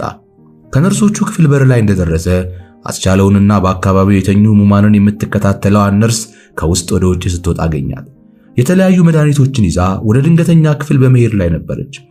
እመቤት ልጁ እኮ ደከመብኝ አላት። በልሁ ትንፋሹ በርክቶ እያለከለከ ነርሷን ሲስተር ብሎ መጥራት ሲገባው እመቤት ማለቱ መለማመጡና አክብሮት ማሳየቱ ነበረ። ከወትሮ የተለየ ምን ለውጥ አየህበት ስትል ነርሷም ከእርምጃው አቆም ብላ ጠየቀችው። የበልሁ ሁኔታ ትኩረቷን ስቦታል። ይቃዥ ጀመር። ምን እያለ ነው የሚቃዠው? ዝም ብሎ የሆነ ያልሆነውን። እስቲ ቆይ ይህን መድኃኒት ድንገተኛ ክፍል አድርስና መጥቼዋለሁ ብላው ወደ ድንገተኛ ክፍል ለመሄድ ከፎቅ ወደ ምድር ቤት ወረደች። በልሁ ከስጋቱና ከፍርሃቱ የተነሳ ነርሷን ሊያምናት አልቻለም። አድራሿ እንዳይጠፋበት ለመከታተል ተከትሏት ወረደ። የገባችበትን ክፍል አረጋግጦ እስከምትመለስ ድረስ እዚያው በገባችበት ክፍል በር ላይ ቆሞ ይጠባበቃት ጀመር። ነርሷ በዚያ ድንገተኛ ክፍል ውስጥ ብዙ አልቆየችም። መድኃኒቶችን አድርሳ ወዲያውኑ ከክፍሉ ወጣች። በሩ ላይ በልሁን ስታገኘው ስሜቱ ገብቷት ፈገግ አለችና የምቀር መስሎ ነው አይደል አለችው። አልዋሽም ሲስተር፣ ሰግቼ ነው። ነርሷ ከፊት በልሁ ከኋላ በመሆን ተከታትለው 3ኛ ፎቅ ላይ ሲደርሱ በቀጥታ ወደ አስቻለው ክፍል አመሩ። ነርሷ ክፍሉን ከፍታ ስትገባ በዚያ ሰዓት ያስቻለው አይኖች በር ላይ ተሰክተው ኖሯል። ልክ ነርሷ ገባ በልሁ ከተል ሲል ፍጹም ባልጠበቀው ጩኸትና ጠንካራ ድምፅ አስቻለው ሔዋን አለ። ጭራሽ ካንገቱ ቀና ብሎ አይኑን ፍጥጥ በማድረግ አይደለሁም አለችው ነርሷ። አስቻለው ያቺ ነርስ ሔዋን አለመሆኗን አውቆ ይሁን አሊያም በነርሷ ምላሽ ተስፋ ቆርጦ ብቻ ተመልሶ ወደ ትራሱ ጋለል አለ። ሔዋን ምኑ ናት ስትል ነርሷ በልሁን ጠየቀችው። እህቱ አላት ድንገት አፉ ላይ መጣለትን። እኔን ትመስላለች? ኧረ በፍጹም። ነርሷ ያስቻለውን እጅ ዘርግታ የመዳፉን ማጠፊያ ተሰልል ጀመር። በያዘችው የማዳመጫ መሳሪያ የልቡን ምታዳመጠች። መጨረሻ ላይ አይዞህ ደህና ነው፣ እስቲ ለማንኛውም ዶክተሩን ልጥራው በማለት በልሁን አጽናንታው ከክፍሉ ወጣች። በልሁ የዶክተሩ መጠራት በአንድ በኩል ፎይታ ቢሰጠውም በሌላ በኩል ደግሞ አስቻለው አንድ ችግር እንደታየበት ጠረጠረና በተደበላለቀ ስሜት በክፍሉ ውስጥ ይንቆራጠጥ ጀመር። ቁና እየተነፈሰ አንዳንዴ አስቻለውን ይሰልላል፣ ሌላ ጊዜ በጆሮ ኮቴ ከውጭ ያዳምጣል፣ የዶክተሩን መምጣት በመጠባበቅ። ብዙም ሳይቆዩ ያቺ ነርስና ያስቻለው ዶክተር ተከታትለው መጡ። ልክ ነርሷ እንዳደረገችው ሁሉ ዶክተሩም አስቻለውን ከደባበሰ በኋላ በልሁ ከክፍሉ ውስጥ እንዲወጣ አዘዘው። በልሁ ወጣ። ነርሷና ዶክተሩ ክፍሉ ውስጥ እንደሆኑ እሱ በኮሪደሩ ውስጥ ይንቆራጠጥ ጀመር። ወዲያው ነርሷ ከክፍሉ ወጣችና በቀጥታ ወደ አንድ ክፍል ውስጥ ገብታ የመድኃኒት አይነቶች ይዛ ተመለሰች። ከጥቂት ቆይታ በኋላ አሁንም ተመልሳ ወጣች። በሁለተኛው ጊዜ ግን እንደ በፊቱ መድኃኒት ሳይሆን ሌላ ዶክተር ይዛ ወደ አስቻለው ክፍል አመራች። ሁለቱም ክፍል ውስጥ ገቡ። የበልሁ የኮሪደር ላይ የቆይታ ጊዜ በረከተ። ሁለት ዶክተሮች መሆናቸው በመረዳዳት ያስቻለውን ሕይወት የመታደግ ዕድል ሊኖረው እንደሚችል ቢገምትም በሌላ በኩል ደግሞ ይህ ነገር ያስቻለው ሕመም መጥናት ምልክት ነው በሚል የሐሳብ አጣብቂኝ ውስጥ ገባ። ከዚሁ ጋር ተያያዘና ያስቻለው የኑዛዜ ቃል በአእምሮ መጣበት፣ ይመራመርበትም ጀመር። ከሁሉም በፊት ግን የሔዋን የደህንነት ጉዳይ አሳሰበው። የምክትል መቶ አለቃን የሽኝት ስነ ስርዓት እሁድ አክብራ ሰኞ ዕለት ከመርዕድ ጋር አዲስ አበባ ሊገቡ ቀጠሮ ነበራቸው። ነገር ግን ሰኞና ማክሰኞንም አልፈው እነሆ ዛሬ ረቡዕ ላይ ተደርሷል። እነሱ ግን አልመጡም እና አለ በልሁ ለብቻው እየተነጋገረ፣ ያቺ ልጅ ያ የልብ ህመሟ ምን አይነት ችግር ፈጥሮባት ይሆን? አስቻለው የሔዋን ሞት የታየው ከዚሁ ጋር የተያያዘ አደጋ ደርሶ ይሆን እንዴ አለና ጭንቅ ጥብብ ሲለው ወደ ላይ አንጋጦ እጆቹን ወደ ላይ በመዘርጋት ጌታ ሆይ ይህንንስ አታድርግ፣ ይህንንስ አታምጣ በማለት አምላኩን ተማጸነ። ቀጠለ አሁንም በአስቻለው የኑዛዜ ቃል ዙሪያ መመራመሩ። ለመሆኑ አለ አሁንም እጆቹን በደረቱ ላይ አቆላልፎ ጎንበስ ብሎ በኮሪደሩ ላይ ራመድ እያለ እኛ በከንቱ ሞተናል፣ እናንተ ግን አደራ ብለህ ጻፍበት ሲል ምን ማለቱ ይሆን? ምን አይነት መልእክት ማስተላለፍ ፈልጎ ይሆን እያለ ሲያስብ በራሱ በበልሁ አእምሮ ውስጥ ብዙ ሐሳቦች ተመላለሱበት። ላንወልድ ላንከብድ፣ በከንቱ ስንነፋፈቅ ኖረን ልፋታችን ሁሉ ከንቱ ሆነ፣ እናንተ ግን ከእንዲህ አይነት ፍሬ አልባ ፍቅር ተጠንቀቁ ማለቱ ይሆን ካለ በኋላ ግን ደግሞ ወዲያው ሐሳቡን ለወጠ። የለም አስቻለው እንዲህ አይነት መልእክት ለትውልድ ማስተላለፍ አይፈልግም። እንዲያውም በሕይወት እስካላችሁ ድረስ በፍቅር ኑሩ ይላል እንጂ በሚል ሕሳቤ ተካው። አሁንም ቀጠለ መመራመሩ። ያስቻለው አእምሮ እኮ መስኮቱ ብዙ ነው፣ የማያይበት አቅጣጫ የለም። ምናልባት ሞት ሸተተውና ለሞት ያበቃውን ሕይወት ጉዞ መርምሮ በሂደት በተፈጠረ ስህተት ለዚህ ተዳርጌያለሁና እናንተ እንዳይደገም ማለቱም ይሆናል አለና በእርግጥም ያስቻለውን የሕይወት ውጣ ውረዶች ያስባቸው ጀመር። አዎ አስቻለው በሽታ ላይ ለመውደቁ ሰበቡ ወደ ኤርትራ መሄዱ ነው። ወደ አስመራ እንዲሄድ የተደረገው በግፍ ነው። የግፍ ዕዳ እንዲጫንበት ያደረገውም የራሱ ተፈጥሯዊ ባህሪ ነው። ሁልጊዜ እውነትን ይፈልጋል ይናገራልም። ዘመኑ ደግሞ የውሸት ነው። ሁለቱ ተጋጩና መጋኛ ፈጠሩበት። ከዚህም በተጨማሪ አስቻለው በተፈጥሮ የተጽዕኖ ሽንፈት አይቀበልም። የግል ነፃነቱን አያስደፍርም። የዜግነት መብቱን ማጣት አይፈልግም። ለሙያው ክብር ማሽ ነው። ሁሉን በቀጥታ ሁሉን በፊት ለፊትና ሁሉም በግልጽነት መፈጸምና እንዲፈጸም ይፈልጋል። ግን ደግሞ ይህ በሚቻልበት ዘመን አልተወለደም። ወይ ቀድሟል ወይ ዘግይቷል። የዚህ ሁሉ ጣጣ ወደ አስመራ እንዲገፈተር አድርጎታል። ወደ ኤርትራ ከመሄድ ይልቅ ባለመሄዱ የሚደርስበትን መከራ ሁሉ ለመሸከም ቁርጠኛ ነበር። ነገር ግን ከሥራ እንዳይባረር ወይም የእናት አገር ጥሪ ባለመቀበል ወንጀል እንዳይታሰር በዚህና በዚያ ምክንያት ፍቅሩ የሆነችውን ሔዋንን እንዳያጣ በማሰብ ራሱ በልሁ ታፈሱና መርዕድ እንዲሁም ሔዋን ተባብረው በፈጠሩበት ጫና ተገዶ ነበር የሄደው። ይህን ነገር አስቻለው እንደ ሽንፈት ነበር የቆጠረው። እነሆ ውጤቱ ደግሞ አሳዛኝ ሆኖበታል። በልሁ ይህን ሁሉ ነገር ካወጣ ካወረደ በኋላ ይህ ሰው እኛ በከንቱ ሞተናል ማለቱ እኛ ግፍን ስንሸሽ ኖረን ነገር ግን ግፍ አለንበት ድረስ መጥቶ ለሞት ዳርጎናል። ይህ ከንቱ ሞት ነው። እናንተ ግን ግፍና ተጽዕኖን በቦታው ታገሉት እንጂ አትሽሹት። ግፈኞች እስካሉ ድረስ ግፍ አላችሁበት ድረስ ይመጣባችኋል። ስትታገሉ ሙቱ እንጂ ስትሸሹ አትሙቱ፣ አደራ ማለቱ ይሆናል በማለት አሰበና የኑዛዜውን ምስጢር እንዳገኘው ሁሉ የልብ እፎይታ ተሰማው። ወዲያው የሰው ጎቴ ተሰማው። ወደ አስቻለው ክፍል ዞር ብሎ ሲመለከት ሁለቱ ዶክተሮች ተከታትለው ሲወጡ አየ። ምን ሊሉት እንደሚችሉ በመጓጓት ትኩር ብሎ ሲመለከታቸው ያ ያስቻለው ዶክተር በእጁ ጠቀስ አደረገውና በልሁም ጠጋ ብሎ ጆሮውን ሲሰጠው አይዞ ደህና ነው፣ በተረፈ ነርሷ የምትሰጥን ትዕዛዝ ተቀበል ብሎት ወደ ቢሮ አመራ። በልሁ ከነርሷ የሚሰጠውን ትዕዛዝ ለመስማት ጓጉቶ ከክፍሉ የምትወጣበትን ጊዜ በመጠባበቅ ላይ ሳለ ነርሷ ወዲያው ወጣች። በሩን መልሳ ዘጋችና እንዲያውም ቆለፈችው። በልሁ ወደ እሷ ሊራመድ ማሰቡን አውቃ እዚያው ጠብቀኝ አለችው። በልሁ ቀጥ ብሎ ቆመ። አይኖቹ ግን በነርሷ ላይ ትክል አሉ። ልቡ ደንገጥ አለና ከንፈሮቹን በመላሱ ያርስ ጀመር። ነርሷ ግን ወደ በልሁ ስትጠጋ ፈገግ ብላ ነው። በዚያው ፈገግታ በተላበሰ ሁኔታዋ የበለጠ ጠጋለችውና ደነገጥክ እንዴ ስትል ጠየቀችው። ፈራው። አይዞህ ምንም አይለው። አንድ ለየት ያለ መድኃኒት ሰጥተነዋል። መድኃኒቱ ግን የህመምተኛውን እንቅስቃሴና ትኩረት መለዋወጥ አይፈልግም። ቢያንስ ለግማሽ ሰዓት እረፍትና የሐሳብ መረጋጋት ይጠይቃል። ስለዚህ አንተም እንዳትገባ ብዬ በሩን ቆልፌዋለሁ። እኔ እስከምጠራ ድረስ ዞር ዞር እያልክ ራስን አዝናና። እንዲያው መታች ወርደህ ወደ ክበብ አረፍ ብትል ጥሩ ነው። እኔም ስፈልግህ በቀላሉ አገኘሃለሁ አለችው ረጋ ባለ መንፈስ። በልሁ አሁንም በረጅሙ ተነፈሰ። ብራቁንም ዋጥ አደረገ። የነርሷን ትዕዛዝ መቀበል እንዳለበት ከዶክተሩም ተነግሮታል። የነርሷን ማነጋገር ለዛ የተላበሰ ነው። ነርሷ ወደ ቢሮዋ ስትራመድ እሱም ከ3ኛ ፎቅ ምድር ላይ ወደሚገኘው የሻይ ክበብ አመራ።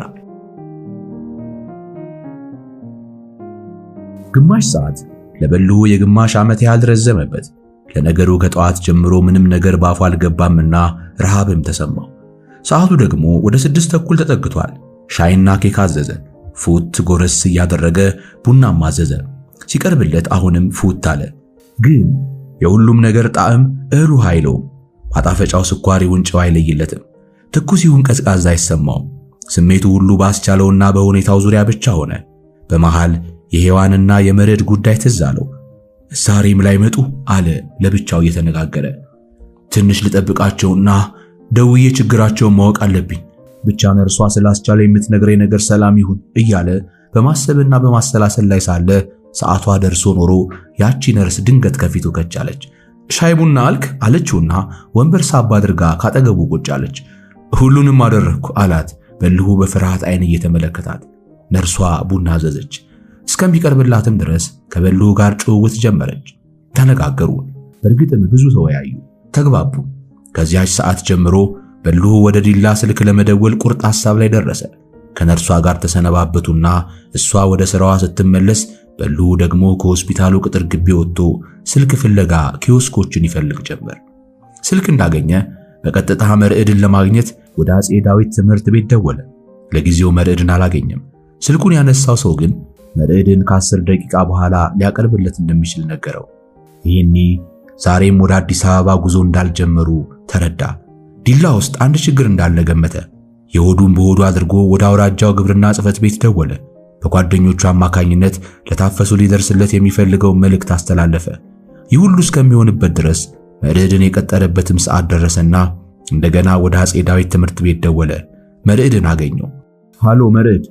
አቤት። አንተና ሔዋን እንመጣለን ያላችሁት ባለፈው ሰኞ አልነበረም እንዴ?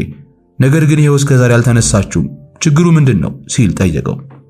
መርዕድ ለበልሁ ጥያቄዎች መልስ ለመስጠት የተቸገረ በሚመስል አኳኋን ትንፋሹ ቁርጥ ቁርጥ እያለና እንደ መርበትበትም እያደረገው ካለ በኋላ ግን እኮ ነገ ልንመጣ ተነስተናል አለው። ሔዋን ግን ደህና ናት? ደህና ናት። በእርግጥ ነገ ወደዚህ ወደ አዲስ አበባ ጉዞ ትጀምራላችሁ? አዎ ወስነናል። ጥሩ እሺ፣ እንዳትቀሩ እጠብቃችኋለሁ። ስልኩ ከሁለቱም በኩል ተዘጋ። የረቡዕ ቀትር ተጠናቀቀ። ፀሐይ ወደ ምዕራብ አዘቀዘቀች። አድማሱን አቅልታ ጨረሯን ወደ ላይ በመዘርጋት እሷ ግን ቁልቁል ሸሸች። ብላብላም ጠለቀች። ለአይን ማያዝም ጀመረ። የመንገድ መብራቶች ሁሉ በሩ። ከዋክብትና ጨረቃ የሰማይ ቦታቸውን ተረከቡ። ሌሊቱም ጀመረ። ለበልሁ ግን ሁሉም ነገር ያው የቀን ያህል ነው። እንቅልፍ አላስፈለገውም። በንቃት ያስባል። እረፍትም አላገኘም። የዘመኑን የሰዓት እላፊ ገደብ በራሱ ጥሶ በአዲስ አበባ አውራ መንገዶች ላይ ከወዲያ ወዲህ ይሯሯጣል። በሐሳቡ ሔዋንና መርዕድ ወደ አዲስ አበባ ሊመጡ ስንቅና ልብሳቸውን ሲያዘጋጁ እየታየው እሱ ደግሞ ማለዳ ተነስቶ ወደ ዲላ ለመብረር የኮንትራት መኪና ለማግኘት ይለፋል። ወደ እኩለ ሌሊት ላይ የሚፈልገውን የመኪና አይነት አገኘ። ፈጣንና ጠንካራዋን ባለ አንድ ጋቢና ቶዮታ መኪና። በእርግጥም ገና ጎ ሳይቀድ ተሳፈረባት። ከጨለማው ቅልቅል ጉዞ ወደ ዲላ ጀመረ። ካፍንጫው መገተር የተነሳ መጥረቢያ ፊት ሊባል የሚችል ብቁ ባለሙያ ሹፌር የምትነዳው ቶዮታ መኪና ማልዳ በመነሳት የአዲስ አበባ መንገዶችን በግላጭ አግኝታ እንደ ንስር ትወረወርባቸው ጀመር። ከአዲስ አበባ ወጥታ አቃቂን፣ ዱከምን፣ ደብረ ዘይትና ሞጆን አቆራርጣ ወደ ሲዳሞ መስመር መታጠፊያውን መንገድ ስትይዝ ገና ከጠዋቱ 1 ሰዓት እንኳ በወጉ አልሞላ። ከፍጥነቷ የተነሳ ከገመድ የተረፈው የሸራ ሽፋኗ በንፋስ እየተርገበገበ ሲጮህ የውቅ ዜመኛ ፉጨት ይመስላል። ጋቢናዋ በዘመታ ተሞልቶ ከኋላ በኩል ግን ድንቅ የተፈጥሮ ሙዚቃ እየተሰማባት ቶዮታ ወደ ቆቃ ተጠጋች። የአዋሽ ወንዝንም ገና በጠዋቱ ተሻገረችው። ከዚያም አልፋ ወደ ዓለም ጤና። ሾፌሩና በልሁ ለመጀመሪያ ጊዜ የተነጋገሩት ዝዋይ ከተማ ሊደርሱ ሲሉ ነው። ስማ ሾፌር፣ ቁርስ ያስፈልግ ከሆነ ዝዋይ ከተማ ላይ አረፍ ብለን፣ እሱን ካለፍን ዲላ ሳንደርስ የረባ ነገር አይገኝም አለው በልሁ። ለእኔ ሳይሆን ለአንተ ያስፈልጋል። እኔ በጠዋት መብላት ብዙም አልወድም። አንተ ቁርስ የምታደርግ ከሆነ ልቁም አለው። ልክ እንደ አፍንጫው ቅንድቡም ወጣ ወጣ ብሎ አስፈሪ ግርማ ሞገስ የተላበሰው ሾፌር። የለም አንተ የማትበላ ከሆነ ዝም ብለን እንሂድ አለ በልሁ በመኪናዋ የፊት መስታወት ወደፊት እያየ። ቀመስ ብታደርግ አይሻልም የኔ ወንድም? በፍጹም ሂድ፣ ቀጥል። መሪና ማርሹን እንዲሁም ፍሪሲዮንና ፍሬኑን በአንድ እጅ የሚቆጣጠረው ይመስል ሁሉን ነገር በፍጥነት በቅልጥፍና እያስተካከለ ያ ሹፌር ያቺን ቶዮታ መኪና ነዳጅ እስከ አፍንጫዋ እያጋተ ያበራት ያከንፋት ጀመር። ከዝዋይ ከተማ ወጣ ብለው አዳሚት ሁሉን በማለፍ በግምት 10 ኪሎ ሜትር ከተጓዘ በኋላ በልሁ ድንገት ስቅስቅ ብሎ ያለቅስ ጀመር። ሰበቡ ደግሞ ያ ቦታ ያን ያስቻለው በከባድ የመኪና አደጋ የተጎዳበት ስፍራ መሆኑ ነው። የበልሁ ለቅሶ ያንን አሰቃቂ ሁኔታ በማስታወስና ከዓመታት በኋላ ደግሞ አስቻለው ያለበት ሁኔታ መንፈሱን ረብሾት አንጀቱ ስለተንሰፈሰፈበት ነው። በበልሁ አለቃቀስና አኳኋን ልቡ የተነካው ሹፌር አየት መልከት ካደረገው በኋላ ተው እንጂ የኔ ወንድም፣ ምን ነካ? ወንድ ልጅ እኮ እንዲህ አድርጎ አያለቅስም አለው ረጋ ባለ አነጋገር። በልሁ ግን አሁንም እንባውን በጉንጮቹ ላይ ያንቆረቆረ በአሁኑ ጊዜ ማልቀስ ያለበት ወንድ ልጅ ነው ሹፌር። ወንድ ልጅ ዛሬ ያላለቀሰ መቼ ያለቅሳል አለ ስሜቱ የባሰ እየተለዋወጠ። እንዲያውም ፊቱን ክፍት፣ ቀኝ እጁን ጭብጥ፣ ሰውነቱንም ጥብቅ በማድረግ በባሰ የእልህና የቁጭት አነጋገር ዘንበል ያለሽ ቀን ቀና አልል ብለው የመከራ ሸክም የከበደው ወንድ ልጅ ዛሬ ላይ ቆሞ የነገ ተስፋውን እንዳያይ በጭፍን ፖለቲካ አይኑን የተጋረደ ወንድ ልጅ በተንኮልና በደባ መረብ ተይዞ ያለ ተፈጥሮ ወኔውን የተሰለበ እግር ከወርች ታስሮ በማይፈልገው ጎዳና እንደ በግ በመነዳት ያለ ወንድ ልጅ በማለት እንባውን እያፈሰሰና ድምፁም እየተቆራረጠ ዛሬ ነው እንጂ አሁን ነው እንጂ ወንድ ልጅ ማልቀስ ያለበት አለና ሲቃ መላ ሰውነቱን እስኪያርገፈግፈው ድረስ በማለት ተንሰቅስቆ አለቀሰ። ቢሆንም አለና ሹፌሩ ወዲያው ደግሞ አይዞህ የጊዜ ጉዳይ ነው እንጂ ክፉዎች ለክፉ ዓላማቸው ሲሉ የፈተሉትን ማግራሳቸው ይገነዘቡታል አለው። በልሁ በረጅሙ ተንፍሶ እስቲ ይሁን አለና አይኑን ጠራርጎ ወደፊቱ ይመለከት ጀመር። እንባው አሁንም በጉንጮቹ ላይ ይንቆረቆራል። የዝዋይን የሜዳ በረሃ ጨርሰው ቡልቡላን አለፍ በማለት ወደ አርሲ ነገሌ በመቃናት ላይ ሳሉ በልሁ አሁንም ሹፌሩን አናገረው። ስማ ሹፌር፣ አቤት። ከፊት ለፊታችን ዲላ አዲስ አበባ የሚል ታፔላ የተለጠፈ አውቶቡስ ስታገኝ ትቆምልኛለህ። አውቶቡስኑም ታስቆምልኛለህ። ከዚያ ወደዚህ የሚመጡ ሰዎችን ማግኘት እፈልጋለሁ አለው። እሺ የኔ ወንድም ሲል ሹፌሩን በትህትና መለሰለት። መኪናዋ በረረች። ሻሸመኔ ከተማ ደረሰች። ሰዓቱም ወደ 3 ሰዓት ተጠጋ። በልሁ ከፊት ለፊቱ አውቶቡስ ይጠብቃልና ማንኛውም አይነት የህዝብ ማመላለሻ ተሽከርካሪ ከፊት ለፊቱ ከሩቅ በታየው ቁጥር አውቶቡስ እየመሰለው ልቡ ስንጥቅ፣ ትንፋሹ ቁርጥ ማለት ጀመረ። ያ ከርቀት የታየው መኪና አጠገቡ ሲደርስና መለስተኛ አውቶቡስ መሆኑን ሲያውቅ እንደገና ልቡ መለስ ይላል። ብቻ ልቡ ሲወጠር ሲላላ ከሻሸመኔ እስከ ሐዋሳ ድረስ ያለው ሜዳማው የ20 ኪሎ ሜትር መንገድ እንደምንም አለቀ። ልክ 3 ሰዓት ተኩል ሆነ። ቶዮታዋም ከጥቁር ውሃ ድልድይ ላይ ከቻለች። በልሁ ከፊት ለፊት ሲመለከት በጥቁር ውሃ ፍተሻ ጣቢያ ላይ 2 አንበሳ አውቶቡሶች ቆመው ሲፈተሹ አየ። መኪኖቹ እያንዳንዳቸው እስከ 60 ሰው የሚጭኑ በመሆናቸው ከሁለቱም መኪና ተሳፋሪ ወርዶ መንገድ ላይ ሲርመሰመስ የፍተሻውን ቦታ ከሩቅ ሲያዩት ገበያ ይመስላል። በዚያ ሰው መሃል መረድና ሔዋን ሊኖሩ እንደሚችሉ ገመተና ድልድዩን አለፍ ብለህ ትቆምልኛለህ እባክህ ሹፌር፣ የምፈልጋቸው ሰዎች እዚህ ህዝብ ውስጥ ሳይኖሩ አይቀሩም አለው። ሾፌሩ በታዘዘው መሰረት ድልድዩን ተሻግሮ ዳር ይዞ ቆመ። በልሁ ከመኪናዋ ላይ ወረደና በቀጥታ ወደ ህዝቡ አመራ። ልክ ወደ ህዝቡ መሃል ገፍቶ ፍለጋውን ሊቀጥል ሲል የሚያውቀው ድምፅ ከሩቅ ሰማ። በልሁ! የመርዕድ ድምፅ ነው። በልሁ ድምፁን ወደ ሰማበት አቅጣጫ ዞር ሲል እውነትም መርዕድን አየው። ቀጥሎ ደግሞ ሔዋንን። እሱም ወደ እነሱም ወደ እሱ በመራመድ ተገናኙና ተሳሳሙ። በልሁ በተለይ ሔዋንን አተኩሮ ሲመለከታት ከአጠቃላይ ሁኔታዋ አንድ አይነት ችግር ይነበብባታል። ሰውነቷ ጥውልግልግ ብሏል። ራሷን በጥቁር ሻሽ ግጥም አድርጋ አስራለች። ነጠላዋን ዘቅዝቃ ለብሳለች። አይኖቿ ሙጭሙጭ ብለው ቀልተዋል። ከንፈሮቿም ደራርቀዋል። በእርግጥ ችግር አለ በልሁ በሆዱ። ከምንም በላይ ስለታፈሱ አሰቡ። እሷ ደህና ብትሆን በልጆቹ ላይ አደጋ ደርሶ ሊሆን እንደሚችል ልቦናው አሰበ። ግን የሆዱን ለሆዱ አደረገና እንኳንም አልተላለፍን፣ እኔ ደግሞ መስሪያ ቤቴ ውስጥ ያለን የማይፈታ ችግር ተፈጥሮ ለዚያ ጉዳይ ተጠርቼ ነው ወደዚህ የመጣሁት ካለ በኋላ ከመንገድ ማዶ የቆመችውን ቶዮታ መኪና በእጁ እያመለከተ በዚያች መኪና ነው የመጣሁት። አሁን እናንተ ብቻችሁን አዲስ አበባ ብትሄዱ ምንም ስለማታደርጉ ወደ ዲላ እንመለስና ነገ በዚህቹ መኪና ወደ አዲስ አበባ እንሄዳለን አላቸው። የቆረጥነው ትኬት አለ መርዕድ። በቃ ይክሰር፣ ነገ ወጪ ሳናወጣ ስለምንሄድ ምንም አይደል በማለት ዕቃ ይዘው ከሆነ እንዲያወርዱ ነገራቸው። መርዕድ ወደ አውቶቡሱ ፈጥኖ ገባና ዕቃውን ሁሉ አውራርዶ ከበልሁ ጋር ተከፋፍለው በመያዝ ወደ ቶዮታዋ አመሩ። ሔዋን በዛሬው ቀን ካስቻለው ጎን መቆም ባለመቻሏ ውስጧን ቅር እያላት ከቶዮታዋ ደረሱና መርዕድ ከሾፌሩ ጎን፣ ሔዋን ከመሃል፣ በልሁ ደግሞ ከዳር በኩል በመሆን እንደምንም ተጨናንቀው ተቀመጡ። ጉዞውም ቀጠለ ወደ ዲላ። ቶዮታዋ ሐዋሳ ከተማን አልፋ ወደ አቤላ ከተማ የሚደርሰውን ቁልቁለታማ ረጅም መንገድ እስከምትጨርስ ድረስ ማንም ምንም ቃል አልተነፈሰም። ሁሉም ዝም፣ ሁሉም ጸጥ። በየሆዳቸው ማን ይጀምር ማን ይቅደም የሚል ፉክክር ላይ ናቸው። ወደ ከተማዋ ዳርቻ ሲደርሱ ግን በልሁ ተሸነፈ። ለመሆኑ እስከዛሬ የቆያችሁት በሰላም ነው ሲል ለሁሉም ጥያቄ ያቀረበ። የሆነ ችግር ካለም ልስማውና ልረፍ በሚል ስሜት። መርዕድና ሔዋን ግን ዝም አሉ። መርዕድ ደንግጦ በሹፌሩ በኩል ባለው መስተዋት ውጭ ይመለከት ጀመር። ሔዋን ደግሞ አይኖቿን ባያቀረሩ ፊት ለፊት ትመለከታለች። ይህ ሁኔታ በልሁን የበለጠ አሳሰበውና ቁርጡን ማወቅ ፈለገ። ታፈሱ ደህና አይደለችም እንዴ ሲል በተለይ ሔዋንን እያየ ጠየቃት። እሷ ደህና ናት አለች ሔዋን እንባዋ ድንገት ዝርግፍ እያለ። ታዲያ ማምን ሆነ አለ በልሁ ጠንከር ባለ አነጋገር። ሁለቱም የተጨነቁ መስለው ታዩት። ትርፌ አለች ሔዋን ቃሏ እየተቆራረጠ። ምን አለ በልሁ በድንጋጤ። ትርፌ በፍጹም በሐሳብ ውስጥ አልነበረችም። ስሟ ሲነሳ ግን ቀልቡ ብትናለና ትርፌ ምን ሆነች ብሎ መልስ ሳይጠብቅ ሞተች ሲል ወዲያው ጠየቀ። ሔዋን ድንገት ለቅሶ ፈነቀላት።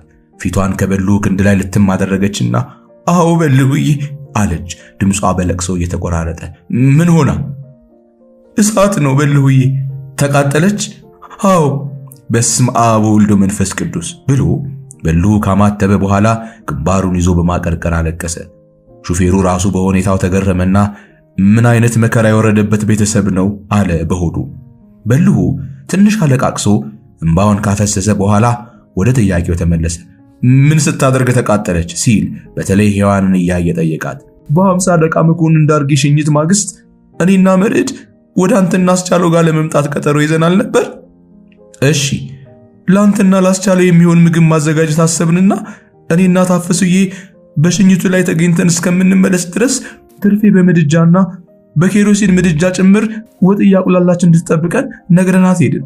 ምናልባት የኬሮሲን ምድጃ ነዳጅ አልቆባት እጨምራለሁ ስትል እዳር ፈሶባት ሳይሆን አይቀርም ምድጃው እንዳለ ይነዳል። በነበልባሉ ኃይል ቀሚሷ ይያያዛል። በዚያው ብላ ሳትጨርስ በልሁ አቋረጣት። ሞታ አገኛችኋት? ሽኝቱ ላይ እንዳለን የታፈሱ ጎረቤቶች ሰው ልከውብን ሮጠን ስንደርስ ቀሚሷ በላዩ ላይ ነዶ አልቆ በቃጠሎ ስቃይ ላይ እንዳለች ደረስን። ሐኪም ቤት አልወሰዳችኋትም ነበር? ወስደናት ሐኪሞችም ሊረዷት ተራሩጣው ነበር። ነገር ግን ሳይሆን ቀረና የዚያኑ ሌሊት ሞተች። ሰኞ ዕለት ነው የተቀበረችው። በልሁ ክፉኛ አዘነ። የትርፌ ስቃይ ውስጡን ተሰማው። ከንፈሩን ነክሶ ራሱን ደጋግሞ ወዘወዘና ያሳዝናል፣ በጣም ያሳዝናል አለ ደጋግሞ። ሔዋን እያለቀሰች በልሁ ሆዱ እያዘነ መርዕድ ተጨንቆ መውጫ መግቢያ እንዳጣ መኪናዋ ብዙ ተጓዘች። አቤላን፣ ልኩናን፣ አፖስቶን አልፋ ወደ ጨኮ ከተማ ተጠጋች። ሰዓቱም ወደ 4 ሰዓት አካባቢ ተጠጋ። ሔዋን በልሁን ስላስቻለ ሁኔታ ለመጠየቅ ፈራች። በአንድ በኩል ምላሹን ስትፈራ፣ በሌላ በኩል ትክክለኛውን ሁኔታ ላይ ነገረኝ ይችላል የሚል ስጋት ያዛት። ነገር ግን ነገሩን ለማንሳት አንድ መላ መጣላትና ወዲያው ተጠቀመችበት። አሁን ነገ ወደ አዲስ አበባ ስንሄድ የትርፌን መሞት ላስቻለው ነግረዋለን ብላ ነገሯን በእንጥልጥል ተወችው። በልሁ በፍጥነት መለሰላት። ይዋደዷል ነበር እስካሁን ሆዱ ነግሮት ይሆናል አለና ዝም ብሎ በመስታወት ውጩን ያይ ጀመረ። ምናልባት ይደነግጥና አንድ ነገር የሆነ እንደውም ብዬ ፈርቼ እኮ ነው አለችው ሔዋን ስላስቻለው ሁኔታ ምርመራዋን ለመቀጠል። እስቲ እዚያው ስንደርስ እንደ ሁኔታው እናደርገዋለን። እንደገና ጸጥታ። መኪናዋ ግን ሄደች፣ ነጎደች። ጭኮን አልፋ የዲላን መዳረሻ ጠመዝማዛ መንገድ ተያያዘችው። የዲላ ከተማ መዳረሻ ታየ። አንዳንድ ቤቶችን ብቅ ብቅ አሉ። አንዳንድ ልቦች የፍርሃት ከበሮ ይመቱ ጀመር። መኪናዋ ግን ያለ ሐሳብ ናፍጧን እየጠጣች በረረች። የመጨረሻውን የለገደራ ወንዝ ድልድይ ተሻግራ ከዲላ መውጫ የመጀመሪያ ፍተሻ ኬላ ላይ ደረሰች። ደግነቱ ከአዲስ አበባ ወደ ዲላ ሲሄዱ ፍተሻ የለም። ያም የፍተሻ ኬላ ታለፈ። ዲላ ከተማን በሰሜንና በደቡብ ለሁለት የሚከፍለውን ዳገታማ የአስፋልት መንገድ ተጀመረ። ያም ቢሆን ከደቂቃዎች የበለጠ ጊዜ አልወሰደም። ልክ ሰባተኛ መንገድ ተብሎ በሚጠራው የጠጠር መንገድ ላይ ሲደርሱ በበልሁ አመልካችነት ቶዮታ ወደ ቀኝ ታጠፈች። ያ መንገድ በለቀስተኛ ተሞልቷል። ነጠላቸውን ያሸረጡ ሴቶች ጋቢ ለብሰው ወንዶች አጥለቅልቀውታል። አንዳንዶቹ ወደ ታፈሱ ቤት አቅጣጫ ሄዳሉ። አንዳንዶቹ ደርሰው የሚመለሱ ይመስላሉ። ሾፌሩ የገባው ነገር ነበርና የመኪናዋን ጡሩምባ ደጋግሞ ሲያንጣጣው ደርሰው ተመላሽ የነበሩ ለቀስተኞች ፊታቸውን ወደ ታፈሱ ቤት አቅጣጫ ይመልሱ ጀመር። መኪናዋ ከታፈሱ ቤት የሚያደርሰውን የመጨረሻ መንገድ ስትጀምር የታፈሱ ቤት አካባቢ ከነጉድጓዱ ብቅ አለ። ሁለት ድንኳን ተተክሎበታል። የሰው ነጭ ይርመሰመሳል። መኪናዋ ወደ ድንኳኑ ስትጠጋ ትልቅ ፎቶግራፍ ይዛ እንደ እብደት እንደ ስካር በሚያደርጋት ሴት እየተመራ ያ ሁሉ ሰው ወደ መኪናዋ ተንቀሳቀሰ። ሕዝቡና መኪናዋ ሲገናኙ ሴትየዋ ታፈሱ እንግዳ ሰው የያዘችው ፎቶግራፍ ደግሞ ያስቻለው ፍስሐ። ነገሮች ሁሉ ግልጽ ሆኑ። መርዕድ ድንግጥ ሲል ሔዋን ደግሞ ሁለመናዋ ደነዘዘ። መኪናዋ ከሕዝቡ አጠገብ ስትደርስ ቀጥ ብላ ቆመች። ታፈሱ ወደ መኪናዋ የዕቃ መጫኛ ስትዞር በልሁ የጋቢናውን በር ከፈተና ዱብ አለ። በሩ ላይ ቆሞ ፈዛ ደንግጣ መንቀሳቀስ ያቃታትን ሔዋንን እየተመለከተ ሔዋን ጽኚ እንግዲህ አስቻለው ሞቷል አላት። ሔዋን ግን የሰማችው አትመስልም። ፍጥጥ ብላ ቀረች። በልሁ ትናንት መርዕድን በስልክ ባነጋገረበት ሰዓት ነገ ልንመጣ ተነስተናል ስላለው እሺ ኑ ብሎ የመለሰለት በእርግጥም እንዲመጡና ልብ በሽተኛዋ ሔዋን መርዷን ከመስማቷ በፊት በእጁ እንድትገባለትና ሊፈጠር የሚችለውን አደጋ በሱ ገዛ ለማስቀረት አስቦ ነበር። አሁን ግን ከዚህ አደጋ የሚያመልጥ አልመስላለውና ደነገጠ። የሔዋን ፈዛ መቅረት አስፈራው። ብቻ የተሻለውን ያህል ለመሞከር በማሰብ መርዕድ ገፋ እንዲያደርግለት ጠየቀውና ይበልጡን ግን እሱ ራሱ ሰቅሰቅ አድርጎ አነሳና ወደ መሬት አወረዳት። ሄዩ ሄዩ ሲል ጠራት። ወደ ታች አዘቅዝቆ ያያት። ሔዋን ግን ዝም። ይልቁንም አይኖቿ ስልምልም እያሉ ከቅፉ ውስጥ ወደ ታች ትንሸራተትበት ጀመር። በልሁ ግራ ሲገባው ትቅፍ አላትና ደልደል ወዳለ ቦታ ላይ ወስዶ አስቀመጣት። ይደግፋትም አልሆነለትም። ልክ ጠቅልለው እንደ ጣሉት ጎማ ትዘረጋጋበት ጀመር። በልሁ ፈራና በጩኸት ታፈስ ድረሺ እያለ ይጣራ ጀመር። በቃል ታፈሱን እየተጣራ በእጁ ደግሞ ሔዋንን ለማቃናት ይጥራል። ታፈሱ አልሰማችም። እሷ ራሷ ባስቻለው አስከሬን ሳጥን ላይ ትንፈራፈራለች። ሔዋንን የሰው ማዕት ከበባት። እየሆነች ያለችውን ነገር ለማየት አንዱ በሌላው ትከሻ ላይ ሲንጠራራ፣ አንዱ ደግሞ ዞር በሉ ገለል በሉ አየር ስጧት አየር እያለ ይጮሃል። ነገር ግን ሁሉም ነገር ምንም አልፈየደም። ሔዋን ላትመለስ እየሄደች ስለመሆኑ ምልክቶች ታዩ። እንቅስቃሴዋ ሁሉ ቆመ። መርዕድ ለታፈሱ መልእክት አድርሷት ኖሯል። ታፈሱ ያንን ሰው ሁሉ እየገፈታተረች ከመሃል ስትገባ በልሁ ቁጭ ብሎ በሁለት እጆቹ መሬት እየመታ ሲጮህ፣ ሔዋን ደግሞ ዝርግትግት ብላ አገኘቻቸው። አለች አፏ ጉድጓድ መስሎ እስኪከፈት ድረስ። እኮ ምንድነው ካለች በኋላ ሜዳ ላይ ዝርር ያለችውን ሔዋንን ልክ እንደ ልጆች ቸፈረሴ ጨዋታ ጋለበችና የሔዋንን አገጭ ወዲያ ወዲህ ያገላበጠች አንቺ ሄዩ አንቺ ሄዴ አንቺ ሄዩ ትላት ጀመር። ጆሮዋን በአፍና በአፍንጫዋ ላይ ብትለትም ምንም ትንፋሽ አጣች። ጭራሽ እየቀዘቀዘች ሄደች።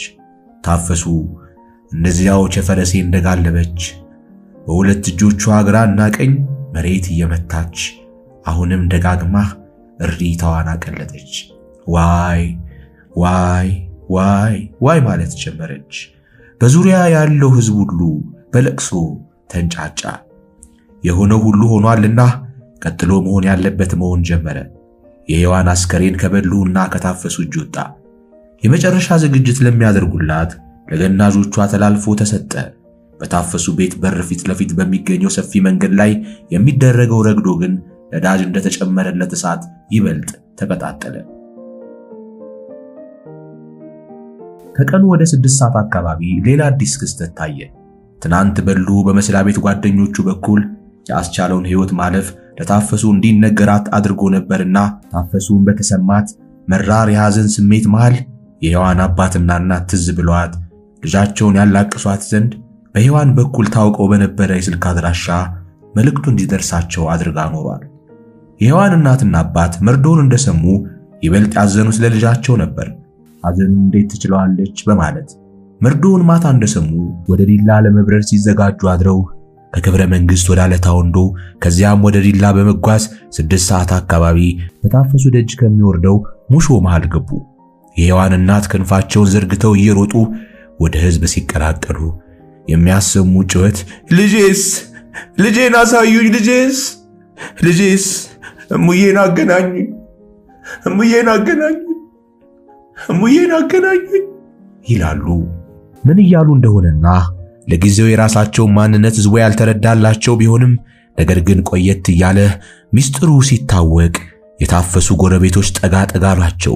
ክንዳቸውን ከወዲያና ከወዲህ በመያዝ ቀስ ይበሉ፣ ይረጋጉ፣ ረጋ ይበሉ ይሏቸው ጀመር።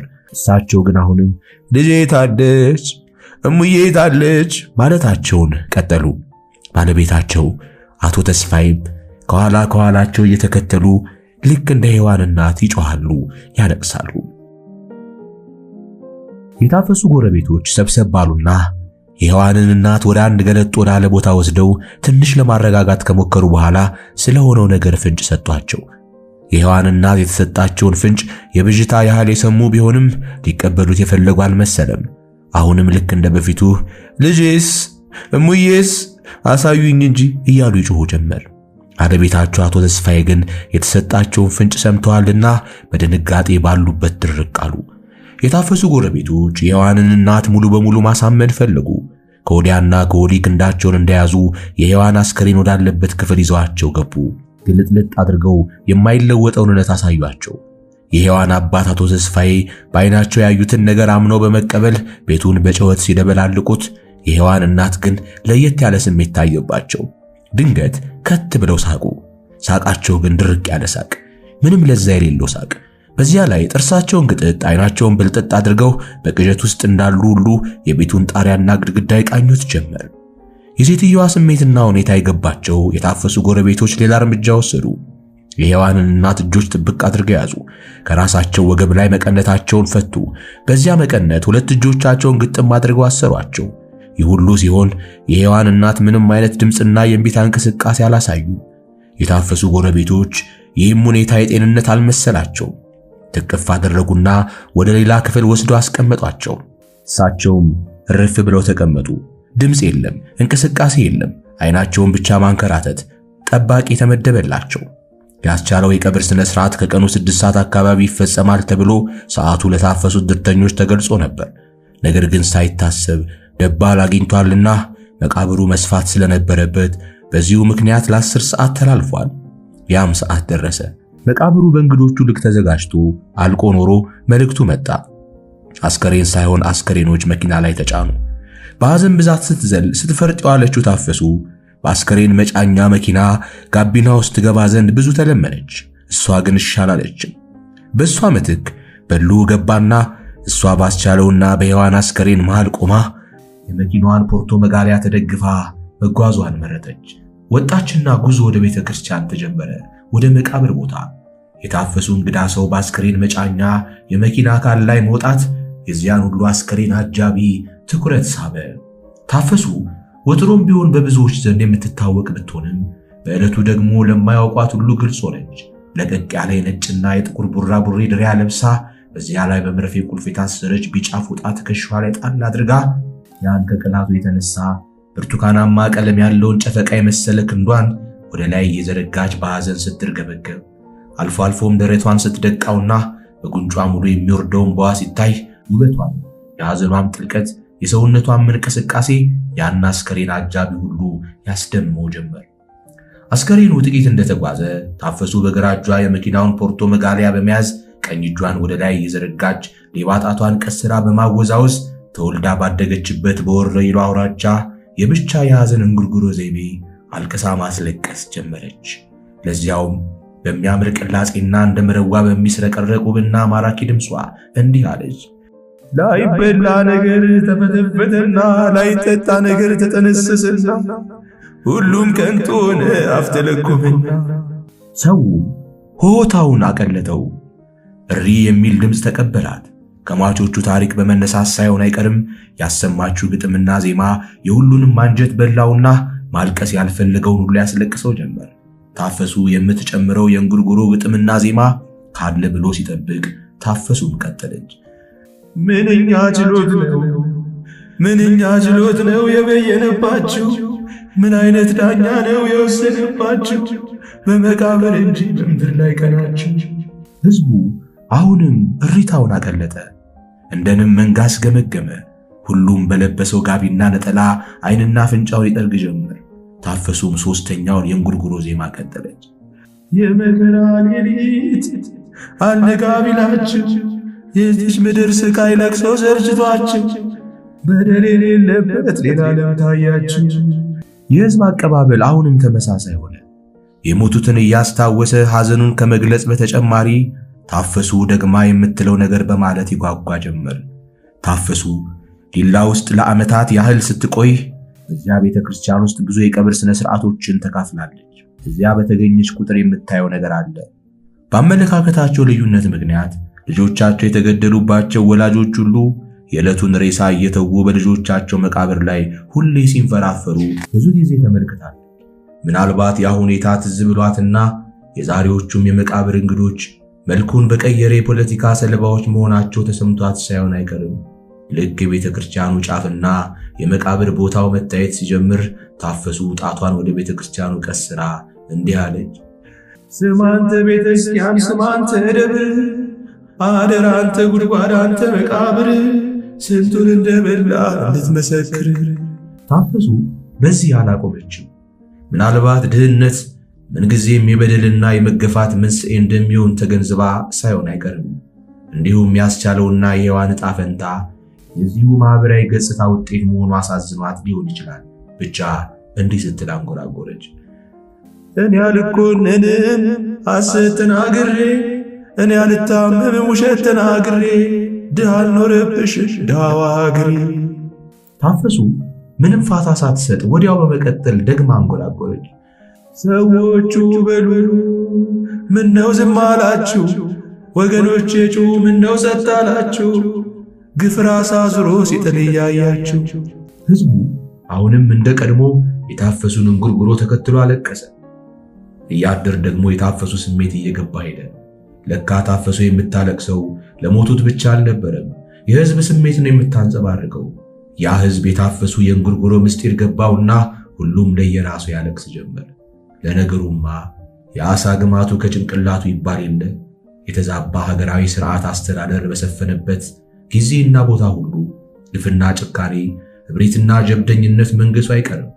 ይህ ደግሞ ወደ ማህበረሰብ ውስጥ እየተስፋፋ ክፋትና ተንኮል፣ ቅናትና ምቀኝነት እንዲሁም ራስ ወዳድነት ስር እየሰደደ መሄዱ ተፈጥሯዊ ነውና በዚህ አይነት ማህበራዊ ቀውስ ውስጥ በተዘፈቀ ማህበረሰብ ውስጥ የሚኖር ግለሰብ የሚሆን ቤተሰብ በአንድ ወይም በሌላ መንገድ መጎዳቱ አይቀሬ ነውና ውዱ ከውዱ እየተለየ ቤተሰብ እየተበተነ ለሐዘንና ጸጸት መዳረጉ አይቀርምና ለዚህ ደግሞ ያስቻለውና ሔዋን ዕጣ ፈንታ ምስክር ነውና የታፈሱ እንጉርጉሮ ትርጉሙ ግልጽ ሆነላቸው። ሕዝቡም የራሱን ኑሮና ሕይወት ሲመረምር ሁሉም ነገር ስለገባው ሁሉም በየበኩሉ ዘለላ ያነባ ጀመር። በእርግጥም ተንሰቅስቆ አለቀሰ። ቀጣዩ ስነ ሥርዓት ሰውን ለመሬት መስጠት ነው። አዎ መሬት የጥቂቶች መጠቀሚያ፣ ነገር ግን የሁሉም ቀበኛ፣ የድሎች መደሰቻ፣ ነገር ግን እድለቢስ ሁሉ መካተቻ የሰጧትን ቢሰጧት በቃኝ የማታውቅ ግዑዝ ፍጡር መሬት የዛሬዎቹንም እንግዶቿን አፋን ከፍታ ጠበቀቻቸው። አዎ ገቡላት። ልክ አፈር መመለስ ሲጀምር ከጉድጓዱ አጠገብ ቆማ ስትንሰቀሰቅ የነበረችው ታፈሱ ሁለት እጆቿን ወደ ሰማይ ዘረጋች። ሁለት ሌባ ጣቶቿን ቀሰረች። ደግማ ልታንጎራጉር እንደሆነ የገባው ሕዝብ የእንጉርጉሮ ግጥሞቹን ለመስማት በጉጉት ጆሮውን አቆመ። እሷም በዚያው በሚስረቀረቅ ድምጿና በሚያሳዝን ዜማዋ ደህና ሁኑ እንግዲህ አፈር ይቅለላችሁ፣ ለእውነት ሞታችኋል ገነት ትመቻችሁ፣ ወዮ ለጨካኞች ለገዳዮቻችሁ ስትል ያ ሁሉ ሕዝብ እሪ በሚል የሮሮ ድምፅ ሲቀበላት ሰማይ ያጉረመረመ መሰለ። ታፈሱ እንደገና ፊቷን ወደ ሕዝቡ መለሰች። የመቃብሩ ቦታ ከፍታ መሬት ላይ ስለነበር እሷ ወደ ታች ስትመለከት ሕዝቡ ሁሉ ይታያታል። ሕዝቡም ከታች ሆኖ ወደ ላይ ሲመለከት ታፈሱን በግልጽ ያያታል። አሁንም ሁለት እጆቿን ወደ ሰማይ ዘርግታ ሌባ ጣቷን ቀስራ እንባዋ በጉንጯ ላይ በአራት ማዕዘን እየወረደ በእንጉርጉሯ እንዲህ አለች። ብዙ አስበው ነበር ከሞት አፋፍ ወዲህ፣ ብዙ ሆነው ነበር ከመቃብር ወዲህ፣ እነሱ ሳረፉ ቀሪ ያልቅስ እንግዲህ ካለች በኋላ ደረቷን እየደሰቀች የእንጉርጉሯን የመጨረሻ ቃሎች እየደጋገመች ሁለት እግሮቿን ነቅላ እየዘለለች በማርገድ ኗሪ ያልቅስ እንግዲህ፣ ቀሪ ያልቅስ እንግዲህ፣ ቋሚ ያልቅስ እንግዲህ፣ ድሃ ያልቅስ እንግዲህ እያለች ታረግድ ጀመር። በዚህ ጊዜ ከአሁን ቀደም በመቃብር ቦታ ላይ ታይቶ የማይታወቅ ለየት ያለ ሁኔታ መታየት ጀመረ።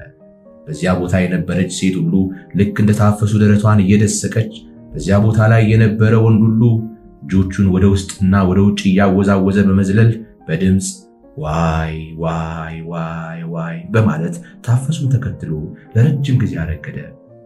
በዝላዩ መሬት ተንቀጠቀጠች፣ አቧራው ተነሳ፣ ሰማዩና ምድሩ አነገነገ፣ ሳር ቅጠሉ አለቀሰ።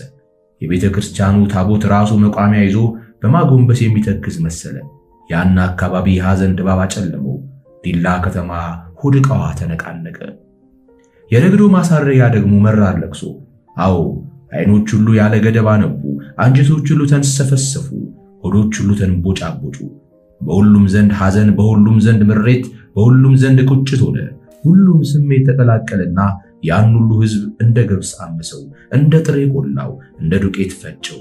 ንጹሐን ስለ ቅን ሐሳባቸው የሞት ዕድል ቢገጥማቸውና በእንባና በሐዘን ብዛት ከሞት ሊነሱ የሚችሉ ቢሆን ኖሮ አስቻለውና ሔዋን የመጀመሪያዎቹ በሆኑ ነበር። ነገር ግን ሊሆን አይችልምና ሳይሆን ቀረ። አይምሬ መሬት ዋጥ ስልቅጥ አድርጋቸው ዝም ጸጥ አለች።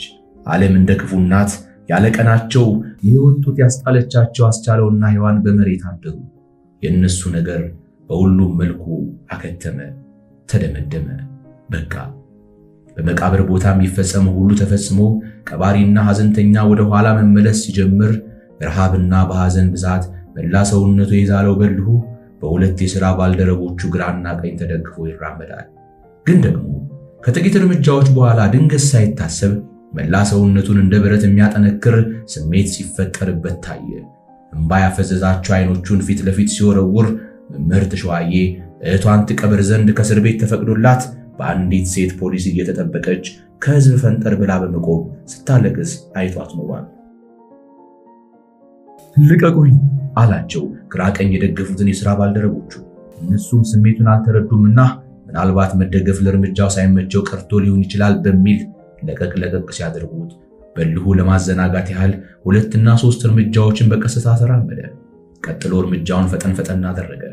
መጨረሻ ላይ ግን ሮጠ፣ ሸመጠጠ ወደ ሸዋዬ። ስሜቱን የተረዳ ማንም አልነበረምና ድርጊቱን በግርምትና በድንጋጤ ከመመልከት በቀር ምን ነው ወዴት ያለው የለም። እሱ ግን በቅጽበት ከሸዋዬ አጠገብ ደረሰ። የበልሁን ትክክለኛ ስሜት የተረዳችው ሸዋዬ ናት። ስታየው ደነገጠች። ገደለኝ፣ አድኝኝ እያለች በፍርሃትና በድንጋጤ በመጮህ አጠገቧ ቆማ ተጠብቃት በነበረችው ፖሊስ ላይ ተጠመጠመች። በልሁ ከፖሊሷ ላይ እንደ ሰርዲን ጣሳ ፈልቅቆ አላቀቃት። ወዲያው አንገቷን በሁለት እጁ አንቆ ወደ ላይ በማንጠልጠል መልሶ መሬት ላይ ዘረጋት። አንገቷን እንዳነቀ በላዋ ላይ ተኛባት። በዚህ ጊዜ ሕዝቡ በድንጋጤ ተጫጫኸ። በርካታ ሰው ሊገላግል ትንቅንቁን ቀጠለ። ሴቷ ፖሊስ በአቅሟ በያዘቻት አጭር ዱላ የበልሁን ጀርባ እየደበደበች ተነስ፣ ልቀቅ እያለች ትጮህ ጀመር። በልሁ ግን ወይ ንቅንቅ። ይልቁንም ከታነቀችው ሸዋዬ ይልቅ የማነቅ ኃይሉን ለማጠንከር እሱ የበለጠ በላዩ ላይ ይንፈራፈር ጀመር። ማንም ሳያስለቅቀው የልቡን ስለማድረሱ እርግጠኛ ሲሆን ብቻ ለቋት ተነሳ። በእርግጥም ሸዋዬ መሬት ይዛ ቀረች። ሌላ ጩኸት፣ ሌላ ዋይታ። በልሁ ሁለት እጆቹን ወደ ሴቷ ፖሊስ በመዘርጋት "ያውልሽ ወደሚገባኝ ቦታ ውሰጂኝ" አላት። ፖሊሷ ለራሷን ፈርታ መላ ሰውነቷ እየተንቀጠቀጠ "ሂድ ቅደም ወደ ጣቢያ" አለችው። በልሁ አላመነታም። ወደ ታዘዘበት አቅጣጫ እርምጃ ጀመረ። ሴቷ ፖሊስና የበልሁ መጨረሻ ለማየት የጓጉ በርካታ ሰዎች አጅበውት መጓዝ ጀመሩ።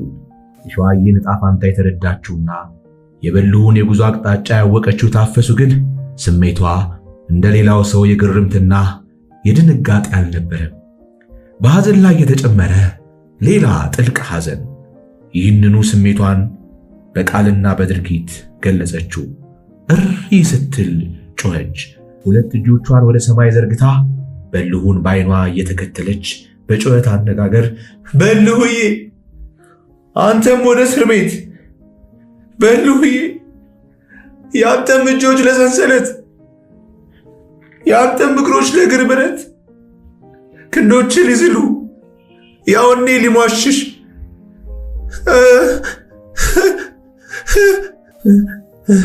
በማለት ልክ እንዳጀማመሯ ኡኡ እያለች ስትሽከረከር ራሷን አዙሯት ይሁን ወይም ሌላ የመንፈስ ችግር ገጥሟት ብቻ መሬት ላይ ውድቅ አለች። ወድቃም አልበቃት ዝልፍልፍ ዝርግትግት አለች። ሕዝቡ እየተጫጫኸ ከበባት። ቀና ሊያደርጓት ቢሞክሩም አልቻሉም። በርካታ ሰዎች መኪና ቶሎ በሉ መኪና እያሉ ጮሁ። አስከሬን ይዛ ወደ ቤተ ክርስቲያን ሄዳ የነበረችው ፒካፕ መኪና በዚያው አካባቢ ስለነበረች ወዲያውኑ ቀረበች። ሕዝቡ በመተባበር ታፈሱን እንደምንም የወሳንሳ አንስቶ መኪናዋ ላይ ያወጣል። ወደ ዲላ ሆስፒታል ይዘዋት በረሩ። የታፈሱ መጨረሻ ለማየት የጓጓ እጅግ በርካታ ሕዝብ መኪናዋን ተከትለው ወደ ዲላ ሆስፒታል ይጎርፍ ጀመር። የቻለ በሩጫ ሌላው ደግሞ እያለከለከም ቢሆን በፍጥነት እርምጃ። በዚህ ጊዜ ሰማይና ምድሩ የተደበላለቀበት መርዕድ እሸቴ ነው። ያስቻለውንና የሔዋንን ዕጣ ፈንታ የበልሁን ዕድልና የታፈሱን ሁኔታ ሲያይ በምድር ላይ ብቻውን የቀረ መሰለው። ጨነቀው። ከማንና እንዴት ማምለጥ እንዳለበት ባይገባውም ሂድ ሩጥ የሚል ስሜት መጣበት። አዎ ሮጠ። ቁልቁል ወደ አንደኛ መንገድ። እዚያም ሲደርስ አልቆመም። ቀኙን ይዞ አሁንም ሸመጠጠ። መንገድ ላይ የነበሩ ሰዎች ባሯሯጡ እየተገረሙ ሲመለከቱት ከዲላ ወደ አለታ ወንዶ የሚወስደውን መንገድ ይዞ ሩጫውን ቀጠለ። ቁልቁለቱን ጨርሶ ወንዙን ተሻገረ። በዚያው ፍጥነት ዳገቱንም ተያያዘው። ያንንም በአፍታ ጨረሰ። ለአንዴም ዞር ሳይል ጋራውን ዞረ። እነሆ ከዚያች ዕለት ወዲህ በዲላ ከተማ ውስጥ ታይቶ አያውቅ። ምሽቱን የሔዋን አባት አቶ ተስፋዬ የመከራ ጉድ ተሸክመው ዲላ ውስጥ ብቻቸውን ቀሩ። በአንድ በኩል የልጅ አስከሬን የሸዋዬ፣ በሌላ በኩል ደግሞ በድንጋጤ ምክንያት ምንኛ የስትንፋስ አካላቸው እንደተጎዳ ሳይታወቅ ዝም ጸጥ ብለው የቀሩ ዱዳ ባለቤታቸው። ደግነቱ የዚያን ዕለት ምሽት ሕዝቡ ገንዘብ በማዋጣት ሬሳቸውንም ዱዳቸውንም በኮንትራት መኪና አስጭኖ በጠዋት በማለዳ ወደ ክብረ መንግሥት ሸኛቸው። ጥቂት ሰዎችም አብረዋቸው ሄዱ። ሸዋዬን ቀበሩ። የሔዋን እናት ግን ያልጋ ቁራኛ ሆነው ቀሩባቸው። ዛሬም አይናገሩ። እንባቸው ግን ሁሌም በጉንጫቸው ላይ ሲንቆረቆር ይኖራል። ጊዜ ሄደ፣ ነጎደ። ቀናት በቀናት ሳምንታት በሳምንት እንዲሁም ወራት በወራት እየተቀያየሩ ያ ዓመትን በሌላ ዓመት ተተካ። በዚህ ጊዜ ውስጥ መርዕድ እሸቴ በዚያው ተወልዶ ባደገበት ሐረርጌ ክፍለ ሀገር ውስጥ እየኖረ ስለመሆኑ ተሰማ።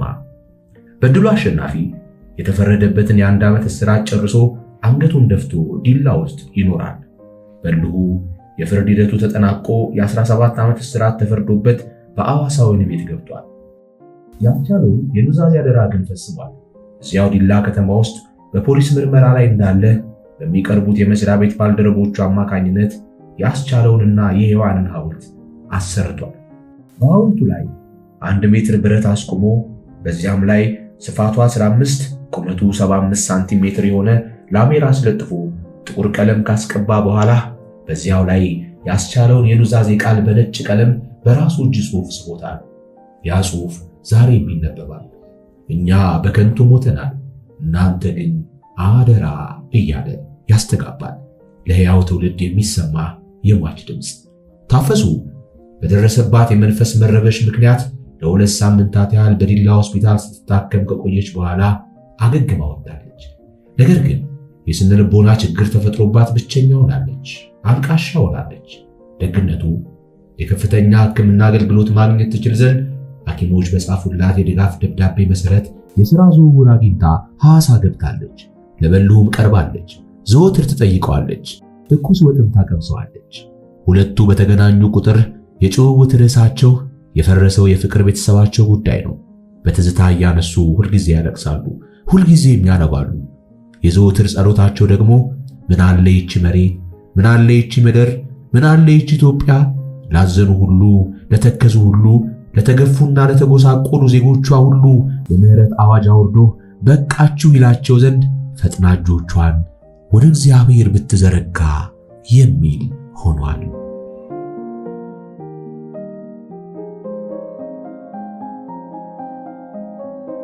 ያልታበሱ እንባዎች የመጨረሻ ክፍል ይመስላል።